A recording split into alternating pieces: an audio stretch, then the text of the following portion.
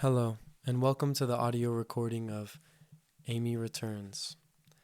This is the second book in a three-part series of books written by Enrique Barrios. Without further ado, let's get into this. At that time, Jesus said, "I praise you, Father, Lord of heaven and earth, because you have hidden these things from the wise and learned and revealed them to little children." Matthew 11:25. There is an old mystery in the universe. What is life? What is creation for? Intellectuals toil for the answers. They search and do not find. Because they do not find, they invent theories. But the ancient mystery only reveals itself to love, to the coincidence illuminated by love. A privilege for those who are simple like children. Prologue. Memories of Amy. My name is Jim X. The X signifies mystery, because I cannot really reveal my last name. I will tell you the reason. I am a child, a student, and single. However, I wrote a book that became very popular. It is titled Amy, the Child of the Stars. I dictated it to a cousin who loves literature, Victor. He's the one that wrote it. He works in a bank. In his free time, he comes over to my house to type on his portable typewriter. That was how we were able to complete the book Amy, Child of the Stars. Victor believes that my story is nonsense, a fantasy for children. He says that he committed to typing the story only in order to get some practice. It was because he wanted to edit a novel, a real book. This would be like the torture of mental frustration, a boring, nonsensical thing. Due to the popularity of Amy, Child of the Stars, UFOs, and love, Victor wants to set his novel in space. He always wants to know how I imagine the world or extraterrestrial people. I reply by telling him what I've seen and not what I've imagined. He believes that my story is not real, that I invented everything. He believes that I make up these stories with ease. However, the story I told him about Amy, Child of the Stars, doesn't have a hair of fantasy in it. Amy exists. He is my friend, a visitor from another world. He appeared on a solitary beach after sunset at the end of summer. He could read my thoughts, fly like a seagull, and hypnotize adults. It seemed as if he were no more than 8 years old. However, he piloted a UFO and was capable of building devices which were more complicated and advanced than a television. He said that he was a messenger or a teacher. Maybe he was an adult, but with the appearance and heart of a child. Within a couple of minutes, he was able to take me in his spacecraft to visit various countries of the Earth. Afterward, we went to the moon. I didn't really like it. It was arid. It looked like a piece of dry cheese seen through a magnifying glass. In addition, it always looked as if it were nighttime, even though the sun was out, because the sky always looked black. Amy liked the look of the moon, or really any other thing. Amy rejoiced at everything. He didn't dislike anything except eating meat. He felt pity for the little animals. Later on, he took me to a beautiful world that was named Ophir. Better yet, it is called Ophir because it exists. It is real. It is near a red star, a sun 400 times larger than ours. Money is unknown over there. Everyone takes commodities according to their needs and provides according to their conscience and goodwill. Since dishonest people do not exist on Ophir, it is not necessary for police, padlocks, chains, walls, wires, and bars to exist. For the same reason, they do not complicate their lives with legal documents.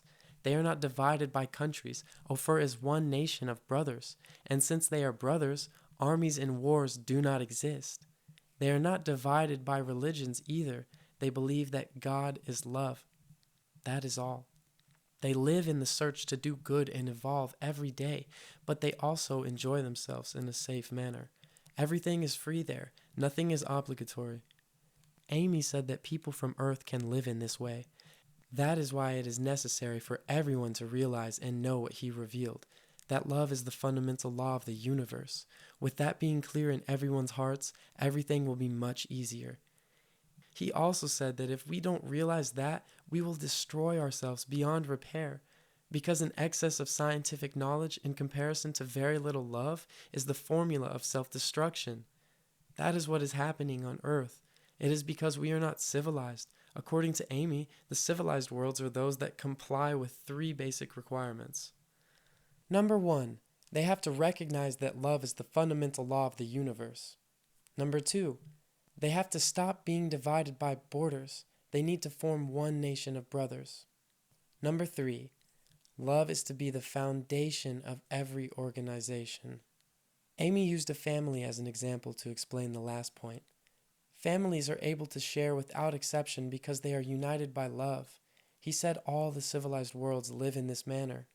He also let me know that there is a universal law that prohibits people from other superior worlds from intervening en masse in the evolutionary process of uncivilized worlds. They are only able to subtly suggest what we should do in accordance with the mysterious aid plan. He asked me to write a book describing everything that I have experienced and learned by his side. He told me that I should write it as if it were a story and not as a real event that took place. That's why I said that everything that has been reported in Amy, Child of the Stars, is a story. I deliberately repeat it now. I have never met an extraterrestrial. I have never traveled to a superior world. Everything that I have reported is a product of a fantasy. If many people claim that what Amy has said is pure reality or is the truth because it coincides with telepathic messages that they have received, it is pure coincidence. Signed, Jim X. The last thing we visited was a pink planet. There I was myself, but in the form of a grown-up. There was a lady that had been waiting for me for many years. She had a light blue complexion and Japanese facial features. I felt that we loved each other. All of a sudden, everything became foggy. Amy informed me that that would happen in the future, after many incarnations and lives. I didn't understand that complicated event until later on. I live alone with my grandmother. We always go to the beach to spend our summer vacations, but last season we weren't able to go due to lack of funds. That made me very sad because Amy said that he would return if I wrote the book, and I thought that I would see him again at the beach, that I would once again find him. Initially, I wanted to tell the whole story about my adventure, but Amy and Victor recommended that I do not do so. They told me that people would think I'm crazy. That is what my cousin thinks about me. I didn't listen. We had just gone back to school, and I began retelling my marvelous story to a classmate who was a very good friend of mine. I hadn't even reached the part about the trip in the UFO when he broke out into a humongous laugh. I had to tell him that it was all a joke, that I was trying to fool him. With that, I was once again able to live like a normal kid. That is why I'm not able to reveal my real identity. Chapter 1. The Doubt. I was helping my cousin write his novel. He wanted to write some nonsense about a super civilization of intelligent fleas that came from a faraway galaxy to dominate the inhabitants of these worlds by telepathy and exploit them by making them extract uranium for them.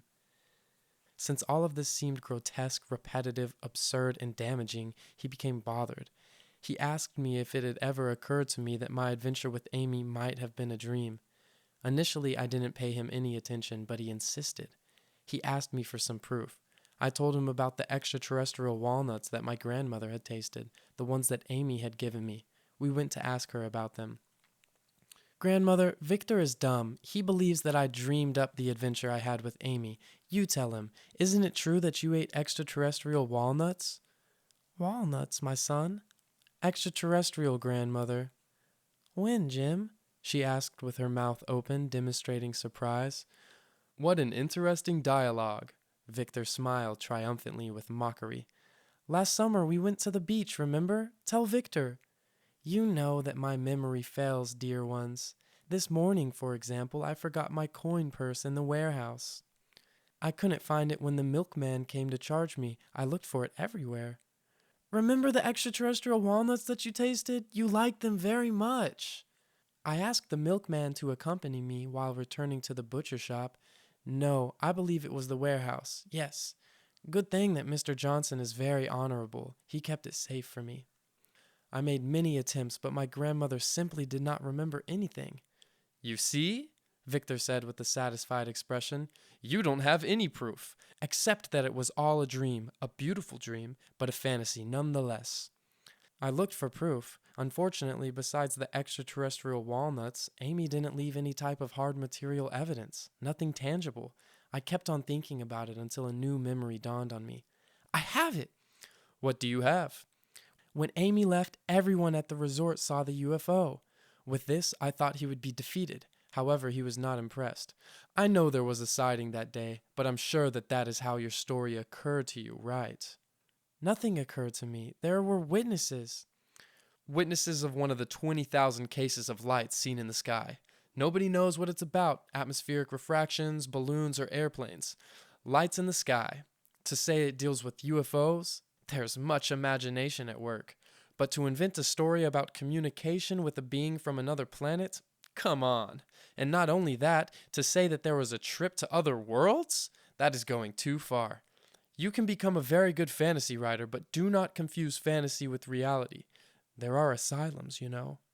But it's the truth. It is the truth. Prove it, demanded my cousin. It is possible that you might have dreamed it all. It is possible that you may not be remembering reality, but a dream. Think about it. I didn't want to admit it. I said that I was tired, that we would continue writing his novel tomorrow, but that night I doubted everything. What if it was a dream, and I was indeed just remembering the events of that dream? It seemed impossible, but what proof did I have after all? That night, worried, I went to the book in search of some kind of indication. I read it, I think for the first time with a lot of attention, but it was towards the end when I found what was to serve as irrefutable evidence. The winged heart was inscribed onto the rock. Of course, that was it. Amy wore a white jumpsuit. In the middle of his chest, it had a symbol, a silver heart with wings, surrounded by a circle. Later on, he explained that it signified humanity united in love. After his departure, that symbol appeared in the rock where I met the boy from space. It appeared to have been made by melting the symbol into the rock. I remember seeing it many times. Or had that been a part of the dream? I didn't feel that secure because I remembered an aunt that claimed to have long dreams full of little details, including good arguments. She said that her dreams continued the following night in the same place where they had left off before waking, like chapters from a soap opera. Could my encounter with Amy have been something similar? I decided that the only thing capable of giving me definite proof was that winged heart on the rock at the beach. If it were there, Amy and the rest of the story was true. If it didn't exist, everything had been a beautiful dream. When I saw my cousin once again, the first thing I told him was, "There is proof." Of what?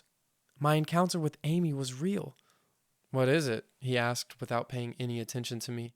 "The inscription of the heart on the rock at the beach." "Fantasies! Forget all of that and let's continue editing my novel. I was thinking instead of intelligent fleas, I want a race of telepathic scorpions." "Before that, let's go to the beach. You have just bought yourself a new car." "What? You are crazy. The beach is 100 kilometers away and I am a very busy man. I am not interested in the fantasies of a dreamer boy." "But you are interested in writing them." "That is entirely different. I do not like audacious fantasies. I write about your stories so that I may practice, but I do not confuse things. It is fiction, pure imagination, and that is final." "It is true," I sadly protested. He gazed at me unapprovingly and said, "I'm seriously beginning to worry about your mental health, Jim." His protective tone made me waver. I honestly felt the fear that I was crazy. That's why I wanted to relieve myself of the uncertainty once and for all. "Let us do one thing, Victor. Let us go to the beach, and if the heart does not exist, I will know that it was a dream, and I will not confuse things. But if it is there—" "Once again with that nonsense. Fine then, we'll go next summer." "Next summer? There are still 6 months for that to arrive." "Have patience. During the summer, we will prove that you confuse things. Let's continue with my novel, A Group of Telepathic Scorpions." I felt as if I was before a cruel wall. I reacted with rage. "I will go by myself then. I will escape. No matter, I will find the means to get to the beach. In any case, I am not interested in your telepathic scorpions. All of this is very ridiculous. I will never help you ever again." "It is best that I leave," said Victor, understanding my outburst. "You'll get over it by tomorrow." He left as he wished me a good evening. "Don't come back here ever again," I yelled at him. I then stormed into my room and stayed there. Sprawled onto my bed, I was about to cry. Well, I actually did, but not very much because men aren't supposed to cry. That night I decided to do something more than just lament and please myself crying morbidly about difficulties. In the darkness, I closed my eyes, and for an hour I imagined that I was arriving at the beach. The next day in the afternoon, Victor appeared whistling. To work, champion, he said as if nothing had happened. I was cold and distant. I'm sorry, but I have a lot of homework to complete. I acted as if I were studying a geography book. But only a little hour. A new war between two races of extraterrestrials occurred to me. The telepathic scorpions against the good-natured people that you imagined. The ones from Ophir. That made my blood boil, but I pretended that nothing bothered me. Impossible. Forgive me, some other time. I suspect that you are still upset about yesterday. The steppe plains reached a great extent. Sorry, what does steppe mean? I do not know. Fine. I was thinking that a trip to the beach will do me good. Hope made me look at him for the first time. We can go Friday in the afternoon. We can take a tent and everything else. We can go see that a heart with wings does not exist on that rock. But if you are that upset with me— Upset with you? Of course not, I happily exclaimed. But what caused this change? Change? No, it was just that yesterday night I was not able to sleep and the idea occurred to me to take you to the beach. It was only after I decided to do so that I closed my eyes. I believe I need a bit of a vacation. I do not want you to get mad at me at one of these days so that your books are left without my help. Okay, I do not know what happened. The point is that Friday during the afternoon we got into Victor's car and in a couple of hours arrived at the beach. I breathed in the fresh ocean air as if it were a breath of life. Everything brought back memories of my extraterrestrial trip with Amy. As I got out of the car, I gazed at the rocks. It was almost as if I saw the UFO that belonged to the Boy of the Stars suspended in the air over the beach. Chapter 2. At the Rocky Place. Victor wanted to assemble the tent instead of going to see the rock because it was getting dark, but I convinced him to go immediately. Good, he said. Now we are here, although it is starting to get dark. It is marvelously clear. Let's go. We left the car on the path that leads towards the rocks, and we walked in the direction of the ocean. Nighttime had arrived. The clouds gave way to the great moon which illuminated the path. I remembered the full moon from that night, the same reflections in the water, the brightly lit resort on the other side of the bay, the rocks, everything was the same. The excitement accelerated my heart and legs, although my cousin followed me with great difficulty. This is extremely dark, slippery. It's all about walking with great caution, I said from ahead of him. What nonsense! It would be best to return tomorrow in the daytime. That would be pure craziness. We are almost there. I heard a noise behind me. My cousin was in trouble. Jim! Jim! What's going on? I fell into the water. Come help me.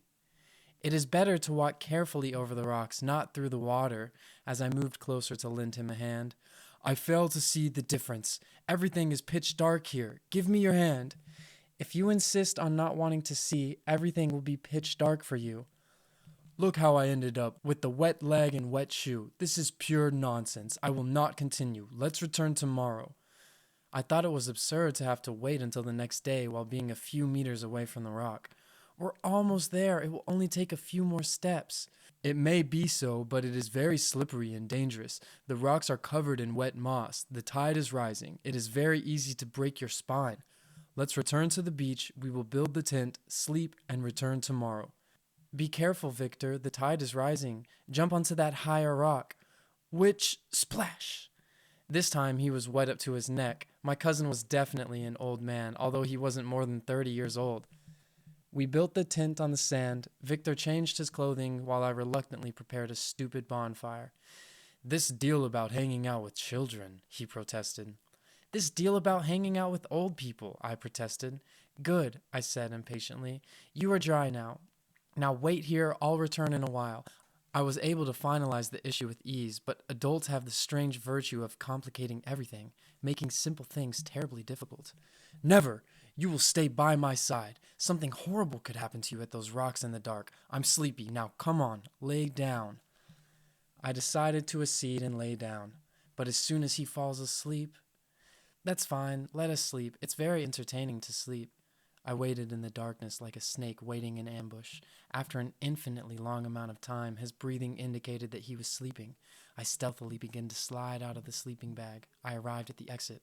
I was about to put my head out into the open when a hand caught me by the collar of my shirt. Where are you going?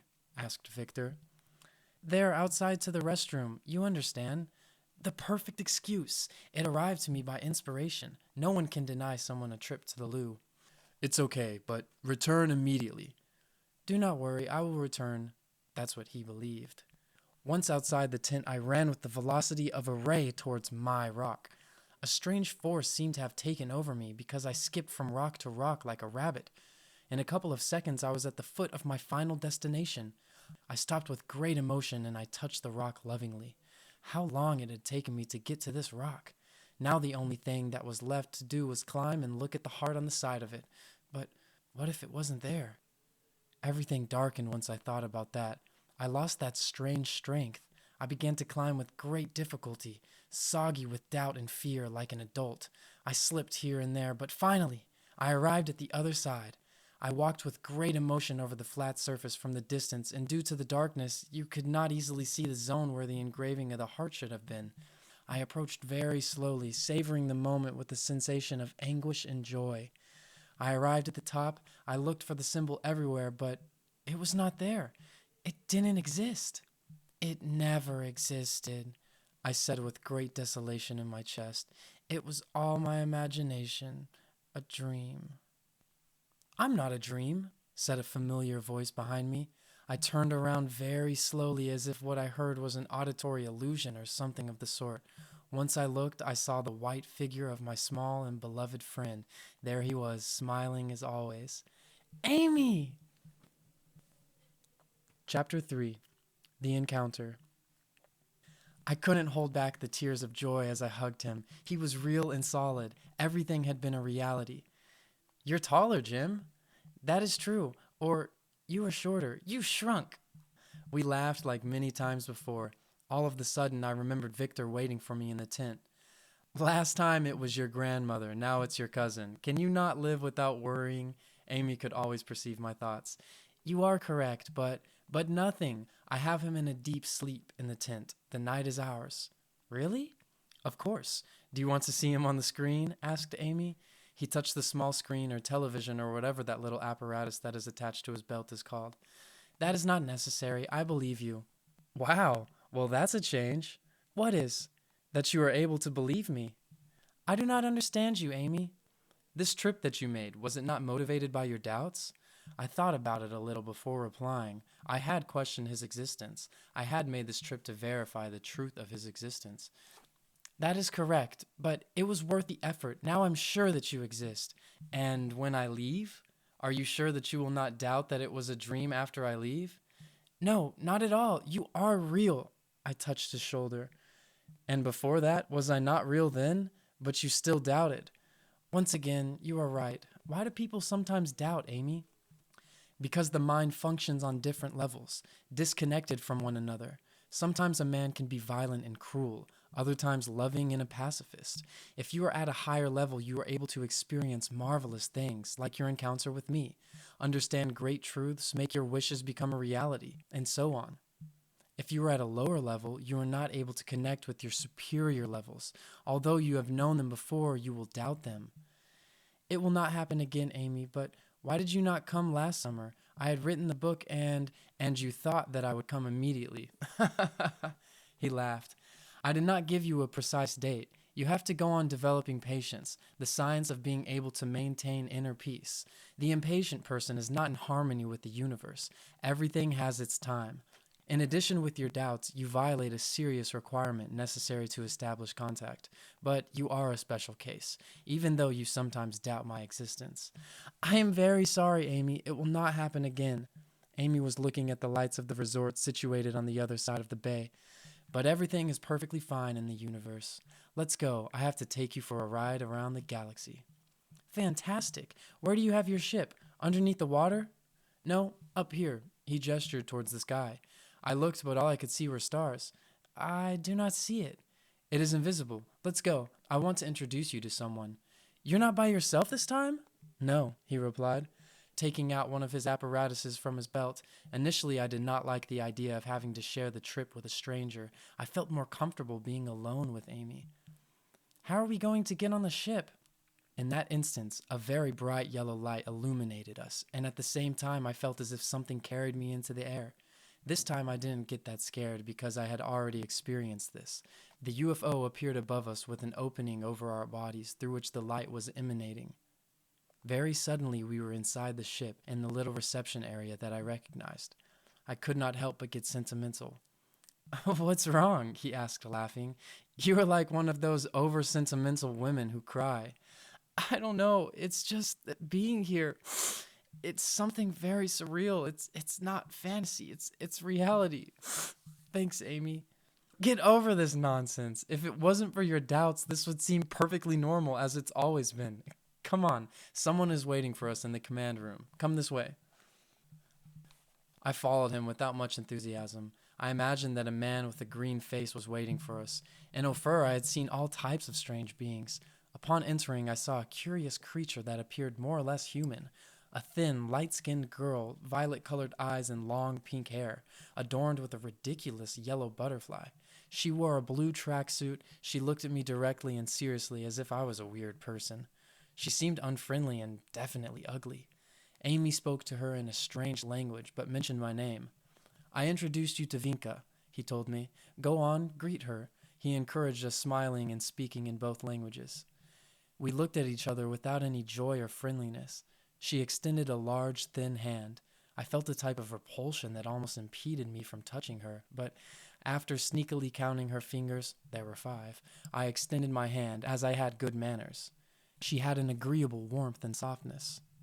"Nice meeting you," I said, while leaning over to give her a kiss on the cheek, a custom between young men and women in my city.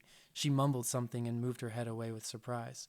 Amy doubled over in laughter, but explained to her in her language that it was normal for me to greet people that way. In her world, that is not a normal way to greet others. It is a question of customs, he told me, laughing. I remembered that in Ophir a kiss was very common. Then her planet is not civilized? You are correct. She comes from a world that is still extremely uncivilized, like Earth.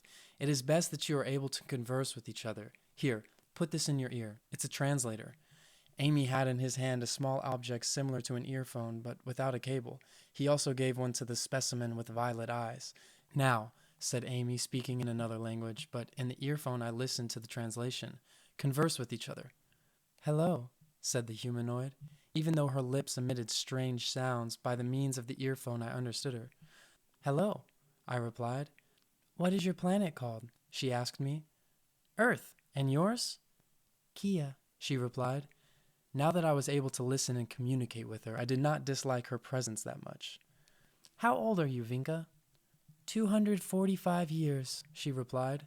I was left feeling baffled. She did not appear to be terribly old. Amy stopped us, entertained by our dialogue. "The planet Kia goes around its sun more than 20 times in the same amount of time that it takes Earth to go around its sun once. But ultimately, both of you have more or less the same age." I observed Vinka very attentively. She had very cute pointy ears. They met very well with her hair, as fine and soft as hair of newborn chicks. "So, on your planet, you are not able to kiss people on the cheek while greeting?" "Only between lovers, couples, or newlywed couples," she explained. "You appear to be very modern on Earth. Not as much as on Ophir." "What is Ophir?" "A civilized world. Amy, have you not taken Vinka on a trip around the universe?" "Yes, but not Ophir. Prepare yourselves. Now you will see a very interesting show. The Dance of the Galaxy." We asked him to give us a better explanation. "You all know that these stars move." I wanted to impress Vinka with my knowledge of astronomy. "The planets move, but the stars are stationary," I said. Amy laughed a bit before explaining. "They appear to be fixed, but move at great velocities around the galaxy. Now we will see things as they appear from outside of the dimension of space-time that is not recognized. From there, we will observe the Milky Way. It will look like everything is moving at an accelerated speed. Do you understand?" We both said yes, although we didn't appear to be so sure. "Additionally, every star emits a vibration. We will be able to listen to it in the form of sound. At the same time, we will find out how each celestial object sounds in the galaxy." He invited us to sit down while he took over the controls. The resort appeared on the main screen. I saw the tent in Victor's car. You could clearly see the winged heart on the rock. "There's the symbol. When I looked, I couldn't find it." "It was a joke. It was always there, but I hypnotized you so that you could not see it." But how could you hypnotize me? I did not listen to a single order from you. It was a telepathic order. Telepathic hypnosis? Exclaimed Vinka admiringly. That must be fabulous, I said, thinking about all the possibilities that would open up if I were able to do something like that. For example, ordering a toy vendor to give me all the toys I wished for. Also convincing the professor that my exam paper is perfect, even with the blank sheet in front of his nose. Whoever has a gift like that, said Amy, would be able to trick many. That is why great capacities are outside the reach of those who would utilize it in the wrong way. The universal law seals the deals. I felt like I deserved to obtain such a power. I recognize that law. It is love. Do you believe that it is sufficient only to know it? What else is left, Amy? To practice it. You are correct, but I always practice it. I sincerely believed it when I said it, but Amy's words were like a bucket of cold water. Do you think that leaving a toy maker in ruin to satisfy your wishes is love? Do you think that forcing a person to act against their will is love? Do you think that deceiving or lying to someone is love? Amy was able to capture some of my thoughts even though they had passed by so quickly that I hadn't even noticed. His harsh words made me fall over the back of the chair as if it had broken in two. I felt shame. I couldn't speak. I was completely void of vital energy. Additionally, Vinka had been witness to my mental dishonesty and to my mental reprimand. In a loving tone, Amy was able to comfort me.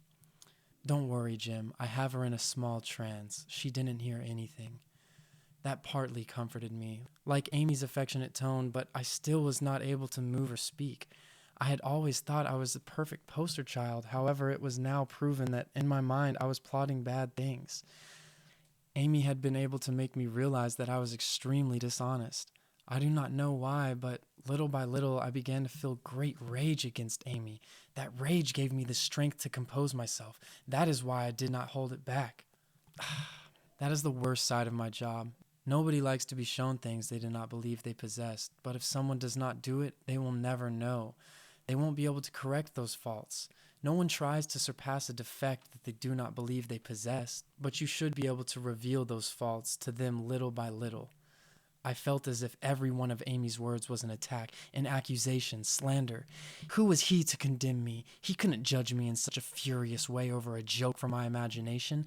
I thought I would never really utilize the power to telepathically hypnotize others for my aims, not because I was never a bad child. On the contrary.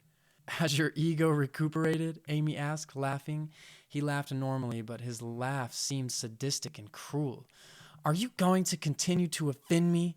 My tone was defiant. I want to go back to the tent. I'm getting tired of all of this. I stood up. I had reestablished myself. My opinion once again was that Amy was unjust, a scoundrel, a slander.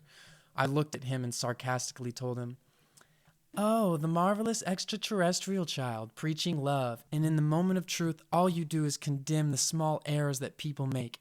You don't have any love. You are a galactic father that can preach but does not practice. Nothing good can come out of a dishonest being like you. That is why I am leaving." Amy listened to my verbal aggression with perfect tranquility. I believe I saw some sadness in his gaze. "I know that it hurts, Jim, but it's for your good. Forgive me." "No need for forgiveness here. I am leaving." Vinka woke up.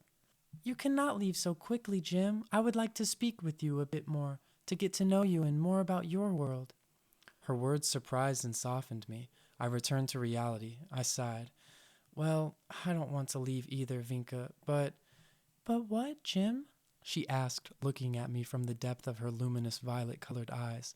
She was very beautiful, but it was not until now that I noticed. "Why do you want to leave, Jim?" "Leave? Me? Where to?" "You said you wanted to leave, but why?" It was then that I remembered the issue. "It's because Amy is talking about weird stuff and he offended me." "It seems that I fell asleep. I didn't hear a thing. Is it true that you offended him, Amy?"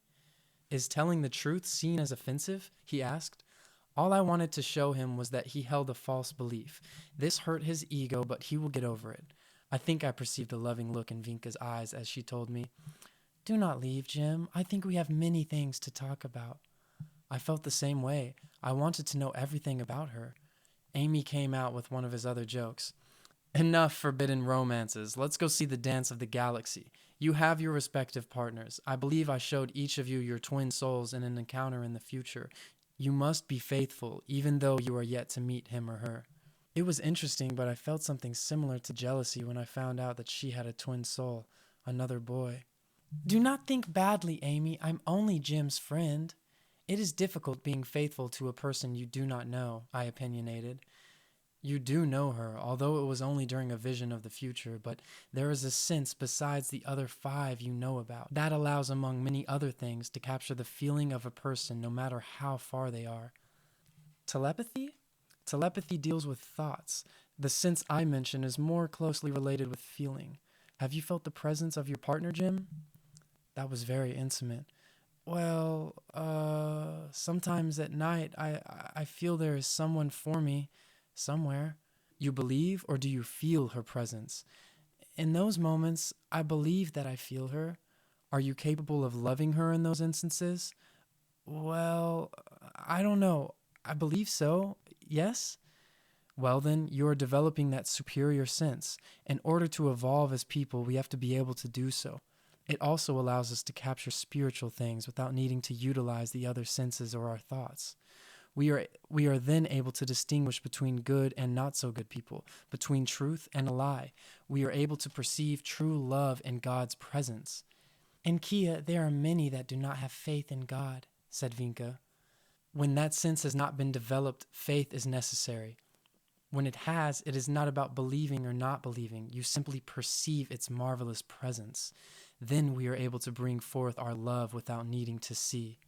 That superior sense is what allows us to capture the feeling of our twin soul and be faithful even though they are not present. I thought about the Japanese girl for my future, but I didn't feel anything. I didn't know whether I had developed that sense which Amy talked about or if Vinka's presence was producing an interference. Well, let's go see something extremely beautiful. But before doing so, it is necessary that there not exist any impurities in the ship, or else the bad mental vibrations alone will produce enough of an interference. Amy had been witness to my mental infidelity towards the Japanese girl. I felt guilty. It is necessary that you leave that aside, Jim. Okay, I will not do so again. I am referring to your ability to stop holding grudges. Of course he was referring to that. I thought that he was talking to the strong attachment Vinka's presence produced in me. Fortunately, Amy hadn't noticed. Friends, he smiled as he extended his hand. Friends, I replied without finding a reason for not being so. Vinka had helped me forget my resentment. We shook hands with great joy. Bravo, proclaimed Vinka. Now we can go see the concert of the galaxy. The dance of the galaxy, corrected Amy, even though it is also a concert. You can sit down, Jim. Chapter 4. The Cosmic Dance. The ship vibrated. A very strong yellow light filled the command room. From yellow it turned to pink, later on into violet, afterwards to a beautiful light blue, and finally a brilliant white which suddenly turned off, leaving the room illuminated solely by beautiful and moving reflections coming from outside. Go to the windows and observe from there. We stood up and went to look out the windows. The show gave us goosebumps. It was marvelous. The enormous swarm of multicolored stars was dispersing in a spiral throughout the whole galaxy. Each luminous particle which was slowly dispersing gave the impression of colorful and smoky luminescent spirals. Stars, comets, suns, and planets, multicolored clouds made out of something which looked like cotton candy or lit-up grass, stretchy, dazzling strands, stretching themselves and forming loops, dissolving themselves. The gigantic spiral was getting bigger, little by little. Some dots produced bursts of fleeting light like sequins. We were observing the movement of our galaxy, the Milky Way. Now we will listen to the sound produced by each particular movement. Amy touched a button on the tablet. The ship was filled with indescribable sounds, high buzzing or hum, whistling and sustained rough thundering. The shooting star produced a bell-like sound which was similar to a lyre.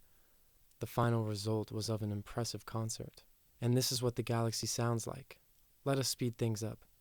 As he softly lifted up to a level, that entire swarm accelerated in an incredible way. It stretched and it grew. Each and every time it appeared that the whole galaxy was a living being, conscious, a being that danced, a cosmic Medusa that extended luminous appendages to the rhythm of its own melody. Yes, because as we sped up the movement, I verified that the concert and the dance had melodic harmony and rhythm, a pulse, a cadence, a swaying. "How marvelous, my God!" exclaimed Vinka emotionally. Tears streamed from her beautiful eyes, which looked more beautiful in light due to them, with multiple colors of the galactic dance reflected in her pupils, bathed in sparkling stars. Amy's voice expressed reverent sentiments. Here we are, a little bit closer to God's perspective. However, he enjoys the dancing of all of the galaxies at the same time. He doesn't contemplate from the outside as we are doing now ourselves. He is the one who dances, transformed into millions and millions of star clusters. Furthermore, he contemplates from the interior of every being, from enormous beings like a galaxy to small beings like us. It is because of love that he shares his marvelous spirit with all his creatures. Upon seeing the impressive show, Vinka erupted in an emotional cry. I had a knot in my throat and I found myself in a similar state. I wanted to offer her support, so I hugged her. She leaned her head on my shoulder and I smelt her delicate fragrance. I lovingly touched her hair, softer than foam, adorned with that beautiful yellow butterfly. Enough for today. Everything in excess is bad, including beauty. He took us by the arm to the seats. It wasn't easy to let go of Vinka. What was happening to me? As I was seated, while the intense lights once again illuminated the command room, I asked myself if Amy would be able to show me something that would impress me as much as that spectacular show. I thought to myself that everything would be pale and cold. "Nothing is cold when you have love in your heart," said Amy. "Look outside." We were once again over the resort. Everything remained the same, the rocks, the tent, the light, the moon. That disillusioned me. To go that far out into the galaxy, to come back to the same place? I would have liked to visited worlds that are far away. Amy smiled. We haven't gone to another world or another part of the universe. We were always here. But I saw the galaxy from way up there. You saw a computerized projection from billions of years of movement in a couple of minutes, something like a fast-forward vision. But I could see the stars through the windows. The glass from our ships also serve as screens which can be projected on or used to induce senses. It is similar to a movie, but in a hyper-reality system, three-dimensional. It is impossible for you to differentiate between a filmed view and a real view. Look. Amy tinkered with the command board. In that instance, the panoramic view changed through the crystals. Night became day. The sun began to hide beneath the sea. A forest appeared. The sight looked familiar. Observe carefully, Jim. I could see a man that was walking through the foliage.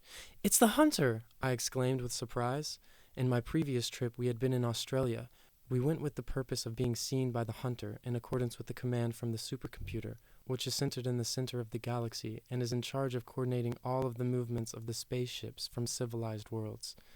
In that occasion, that man became afraid upon seeing our UFO, and he targeted us with his weapon. Now the same thing was occurring again. It is a reporting. Everything that appears through our windows gets recorded. Then we are able to go back and view any occurrence that has been recorded. I found it impossible to believe that what I saw was a recorded video image.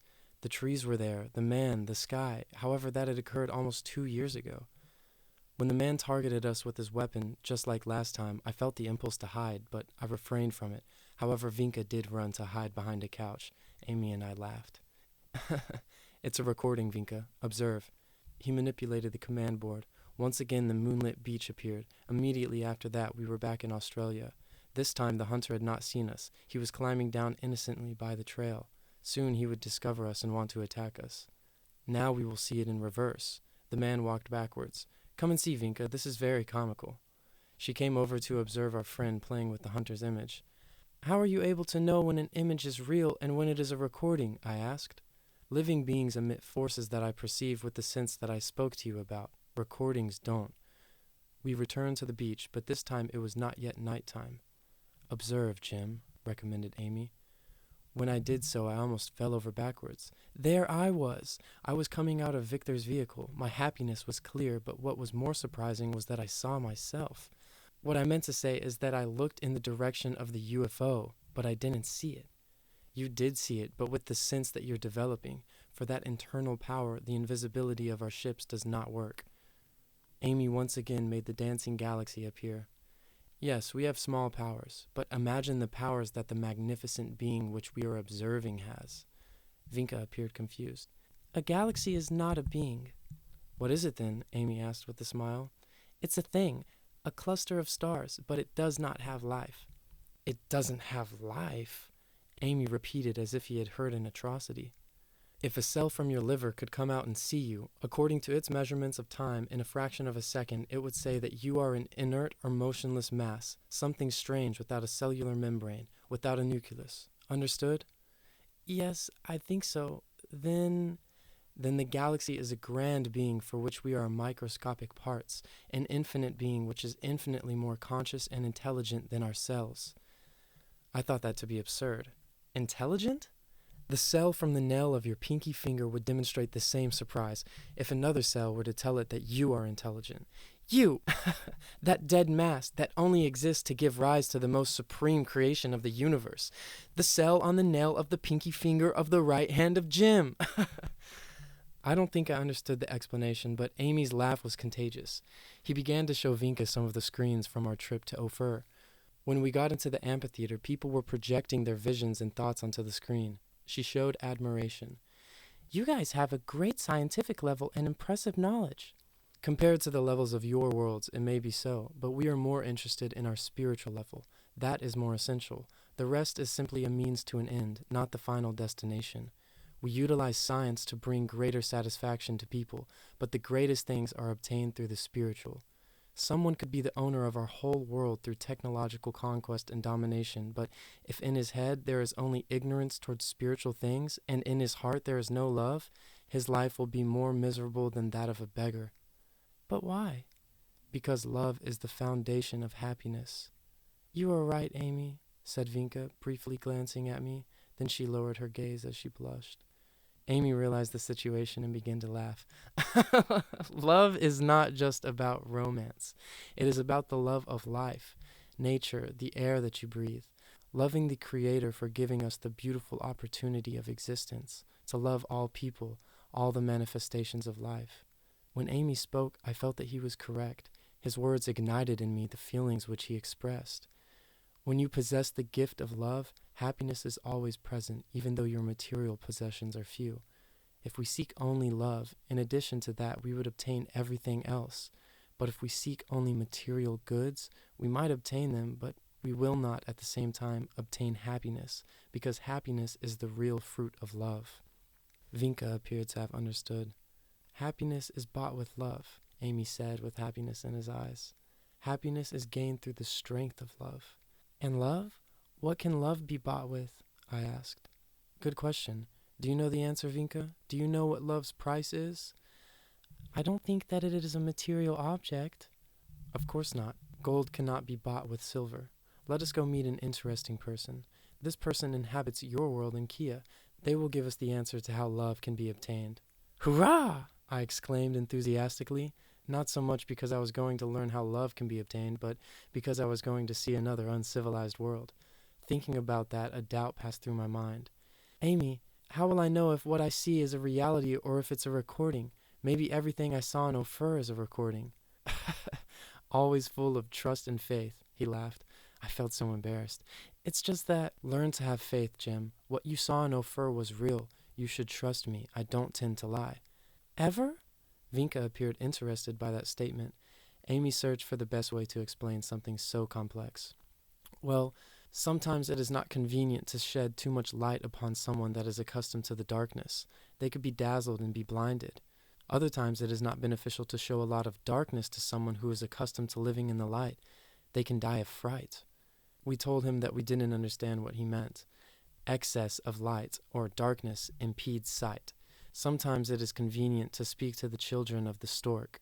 What is the stork? Asked Vinka. The one which brings babies from, as a lotus does according to Kia's tradition. Ah, but that is pure foolishness. Later on we will speak about the seed in my stomach. Only when the child is a bit older are we able to give a better explanation. I wanted to take the opportunity to clear a couple of doubts that I had. It is best that you explain it to me right at this instant. I have a doubt in that respect, Vinka said enthusiastically. Me too. Amy laughed at us with tears in his eyes, which he infected us with. Everything at the right time, our friend said finally. Everything at its proper time and age. To understand algebra, you must be able to add and subtract. We know how to add and subtract, exclaimed Vinka, somewhat offended. Amy was having a blast. I am not referring to those additions and subtractions. He looked up as if looking for an example. Just look at it this way then. You need to understand the theory of relativity before you understand multidimensional events. How much do you know about that subject? Amy said, observing us interestedly. We looked at each other. Our faces looked dumbfounded. The three of us began to laugh. Chapter 5. The Main Defect. On the previous trip, Amy said that his ship does not travel through space, not even as extremely slow as the speed of light. He explained to me that those ships simply situate themselves. That is to say, they appear very rapidly wherever occupants wish, through means of a very complicated system that deals with the contraction and curvature of space and time. While we were situating ourselves, the stars appeared to stretch themselves. Then there appeared a mist outside the windows. That is exactly what was happening on our way to Kia. In the meantime, I was thinking about what Amy had said about not showing too much light to those who are not used to it. I was able to understand that, I said, knowing he was able to perceive my thoughts. But I didn't understand why it is not possible to show darkness to someone who is accustomed to light. Vinka interrupted me, causing me great surprise. That person could die of fright. You understand what that means? No. Then I simply recalled Amy's words. What did you mean by that, Amy? If a person doesn't know about certain miseries or misfortunes of life, it is best not to shed light on them suddenly. It should be done gradually. For example, the sight of a cadaver. Well, that is not extremely terrible, said Vinka, showing bravery. What if it were decomposing? What a horror! Now I understand. And I'm also referring to inner darkness. Sometimes Amy could be irritating. Stop being mysterious and explain this to us. Well, many people have an incorrect opinion of themselves. They are not capable of seeing certain defects in themselves. Sometimes they are extremely grave, but it is always the defect which we are not able to see in ourselves that are exactly the ones which we condemn in others. If we are suddenly shown those ignored inner defects, we can die from the impression. Do you know the story of the deformed dwarf who lived happily thinking he was extremely beautiful? No. He had never seen himself in a mirror. His tragedy began on the day he was first able to do so. Understood? This time we told him that we did. The ego, that ugly part of ourselves, which distance ourselves from love, has a pillar of support, a root that gives it strength. What is that root? Our main defect. We all have a main defect, but just like the roots of a tree, it is hidden. It is not simple for us to see it. It is easier for others to discover it. But if they suddenly show it to us, the same thing can happen as it did to the dwarf who believed he was beautiful. If our poor ego is suddenly left without support, without root, we can simply die. That did not agree with my opinions. I thought that if we were left without any ego, we would be happy, pure love. Yes, but you cannot take away the life jacket from someone who doesn't know how to swim. There you go with your mysteries once again. What do you mean by that? In certain levels of life, the ego is a protector, a type of life jacket. But if we want to climb up into higher levels, we cannot ascend there with a heavy life jacket. With the ego, we must learn how to swim. There always comes a time when we must choose between one thing and another. What does it mean in this case, to learn how to swim? It means to know how to make it in life, in accordance with the universal laws. If we lived in love, we wouldn't need anything anymore, but you guys don't know how to obtain it. That's why we are going to Kia.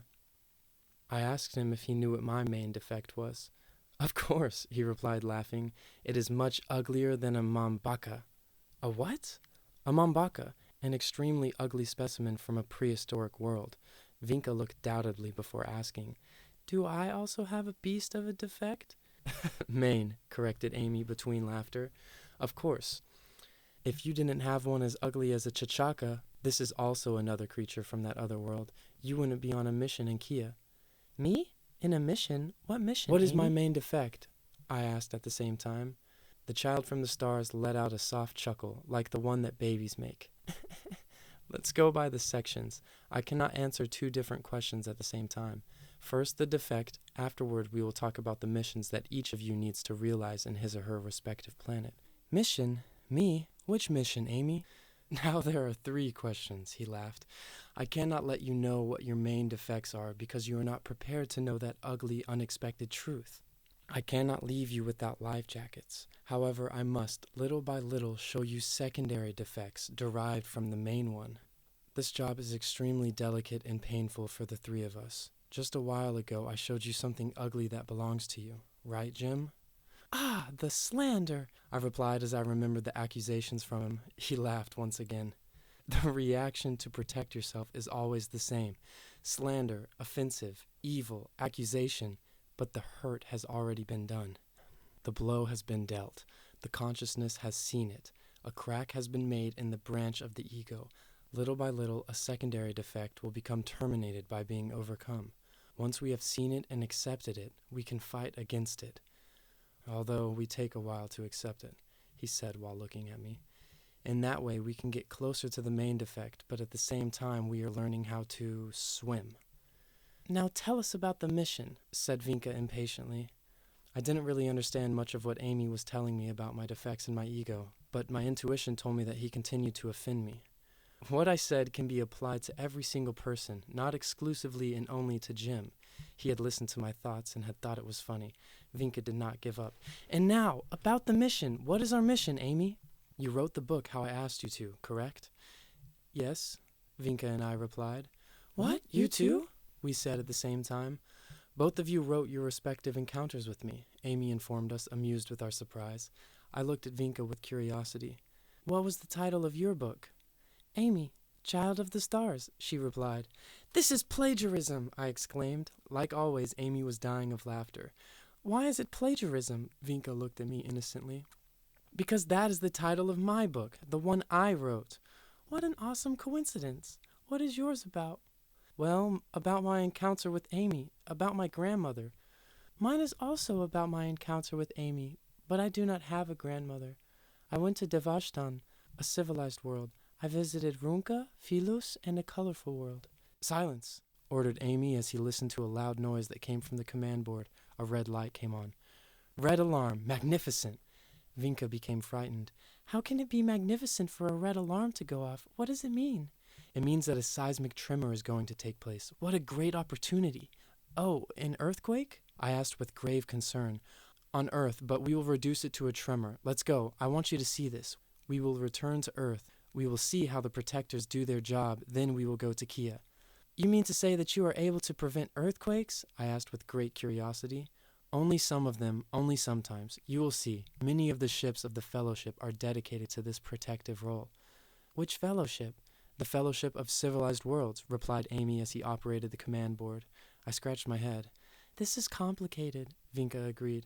It is natural. The second trip is another lesson for you, more advanced, but let's go by sections. We were talking about your missions.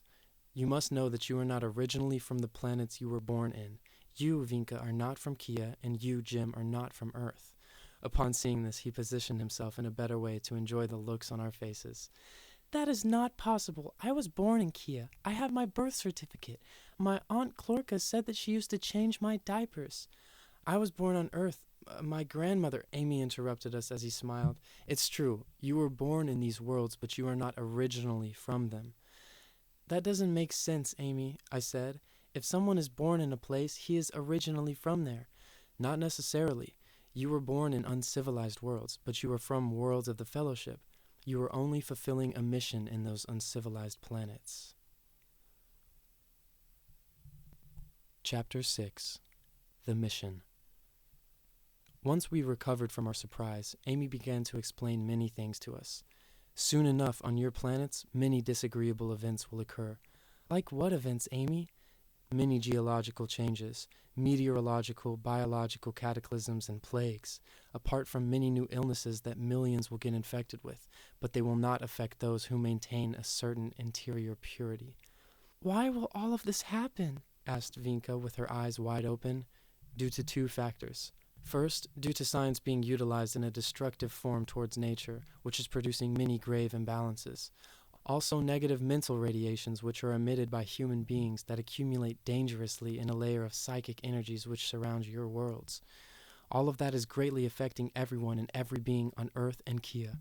The second factor doesn't have to do anything with the human participation. It deals with the natural evolutionary development of our planets. Vinka's interest became diminished.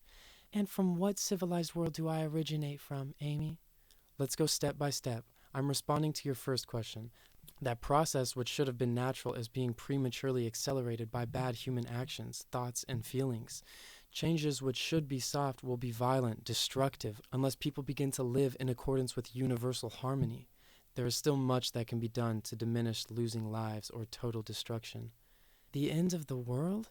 The beginning. It depends on yourselves. If you are not able to surpass this final test, if you do not change, it will be the end. You will self-destruct. But if you unite and begin to live how God commands, then it will be the beginning of a real paradise. It will not cost you a thing for you to help us with that destruction, said Vinka in a reproaching tone. Amy, as happily as ever, replied, I've already explained to you why we are not able to intervene in an open and massive way. It is prevented by universal law, which we must respect. Would you like it if a much more advanced student took your exams for you? That made me extremely happy. That would be fantastic. I wouldn't have to study anymore, and I would get good grades. That would be cheating. Vinka looked at me, but Amy didn't take it very seriously. You are correct, Amy, I said, embarrassed. Vinka had also understood. That is true. It would be bad if you did everything for us. It would also be bad if we didn't do anything. You cannot let a child run towards a cliff without helping him avoid falling off of it. Maybe it is not permitted to hold him, but we are able to advise him not to go along a bad path. That is exactly the mission that you must carry out. I do not understand very well, I said. I do, said Vinka. Then explain it, please. We are incarnated in uncivilized worlds to help them avoid destruction. Perfect, exclaimed Amy. How did you know that, Vinka? I don't know. It was in the way that I talked to you. There are things that you know intuitively. You only need 2 or 3 details and the rest becomes clear. Vinka continued on her mission. Then which world do I come from? That matters very little. It doesn't serve us to go back to the past. What matters is the present. But I would really like to visit my planet of origin, my real home. When love reveals to us the meaning of existence, we realize the whole universe is our home, and all the beings are our siblings, said Amy. You are a part of the mission of peace, which is arriving to your planets to serve as support in the mission to transform and civilize your worlds, to make them places without war, competition, injustice, and division, so that they can transform into places of peace, of fellowship, joy, and love like the rest of the civilized universe. A shadow fell onto Vinka's face. When I remember the Terry, it seems as if it will be impossible to do that in Kia. Who are the Terry? I asked. In Vinka's world, explained Amy, 2 species of human exist. One of them is the Swama. She belongs to that species. The other one is the Terry. These latter ones are divided into 2 groups that are perpetually at war with each other. The Terry-Wakos and the Terry-Zumbos. The Terrys are human beings that are extremely aggressive. They are not human, exclaimed Vinka, visibly upset. They are apes, intellectual apes. I didn't understand. How can an ape be intellectual? They have a lot of intelligence, cleverness, but they do not have any goodness. They are criminals, liars, cynics, dishonest, immoral, materialistic, and tyrants. Vinka was extremely upset. Upon hearing her, Amy started to laugh and said, What a barrage of flowers! But you are wrong to express yourself like that about your brothers. You should understand instead of judging. Not all the Terry are how you describe them. Some of them have more than 700 measures. Amy was referring to the evolutionary level. He owned a machine which allowed him to see the level of spiritual light of any person or animal. He called it a sensometer. He said that 700 measures were enough in order to be rescued by the extraterrestrials in case an irreparable disaster comes. At 700 measures, a person is sufficiently good in order to deserve to live in a civilized world. He did not want to tell me how many measures I had because, as he said, if my evolution was low, I could lose heart, and if it was high, I could become vain, and if a person becomes vain, then the ego grows and his or her measures decrease. I wasn't very interested in listening about these Terry. I wanted to know more about my measures. I tried to get some information on that. Vinka and I must have fabulously high amounts of measures. Why, Jim? Because we originate from civilized worlds. I already told you that many people from your world have much higher measures than I do. The difference is that they do not know what I know. They weren't educated in a favorable environment and with adequate required information, but their souls have, in many cases, very high levels, and they don't necessarily originate from civilized worlds. The missionaries like yourselves committed a couple of errors during their previous lives, some offenses against love. Since these errors have to be paid with service, they were given the option to choose the type of labor they wanted to complete in order to clean themselves. You both chose very liberally to complete the task which you are now executing. Which offense did I commit? We both asked at the same time.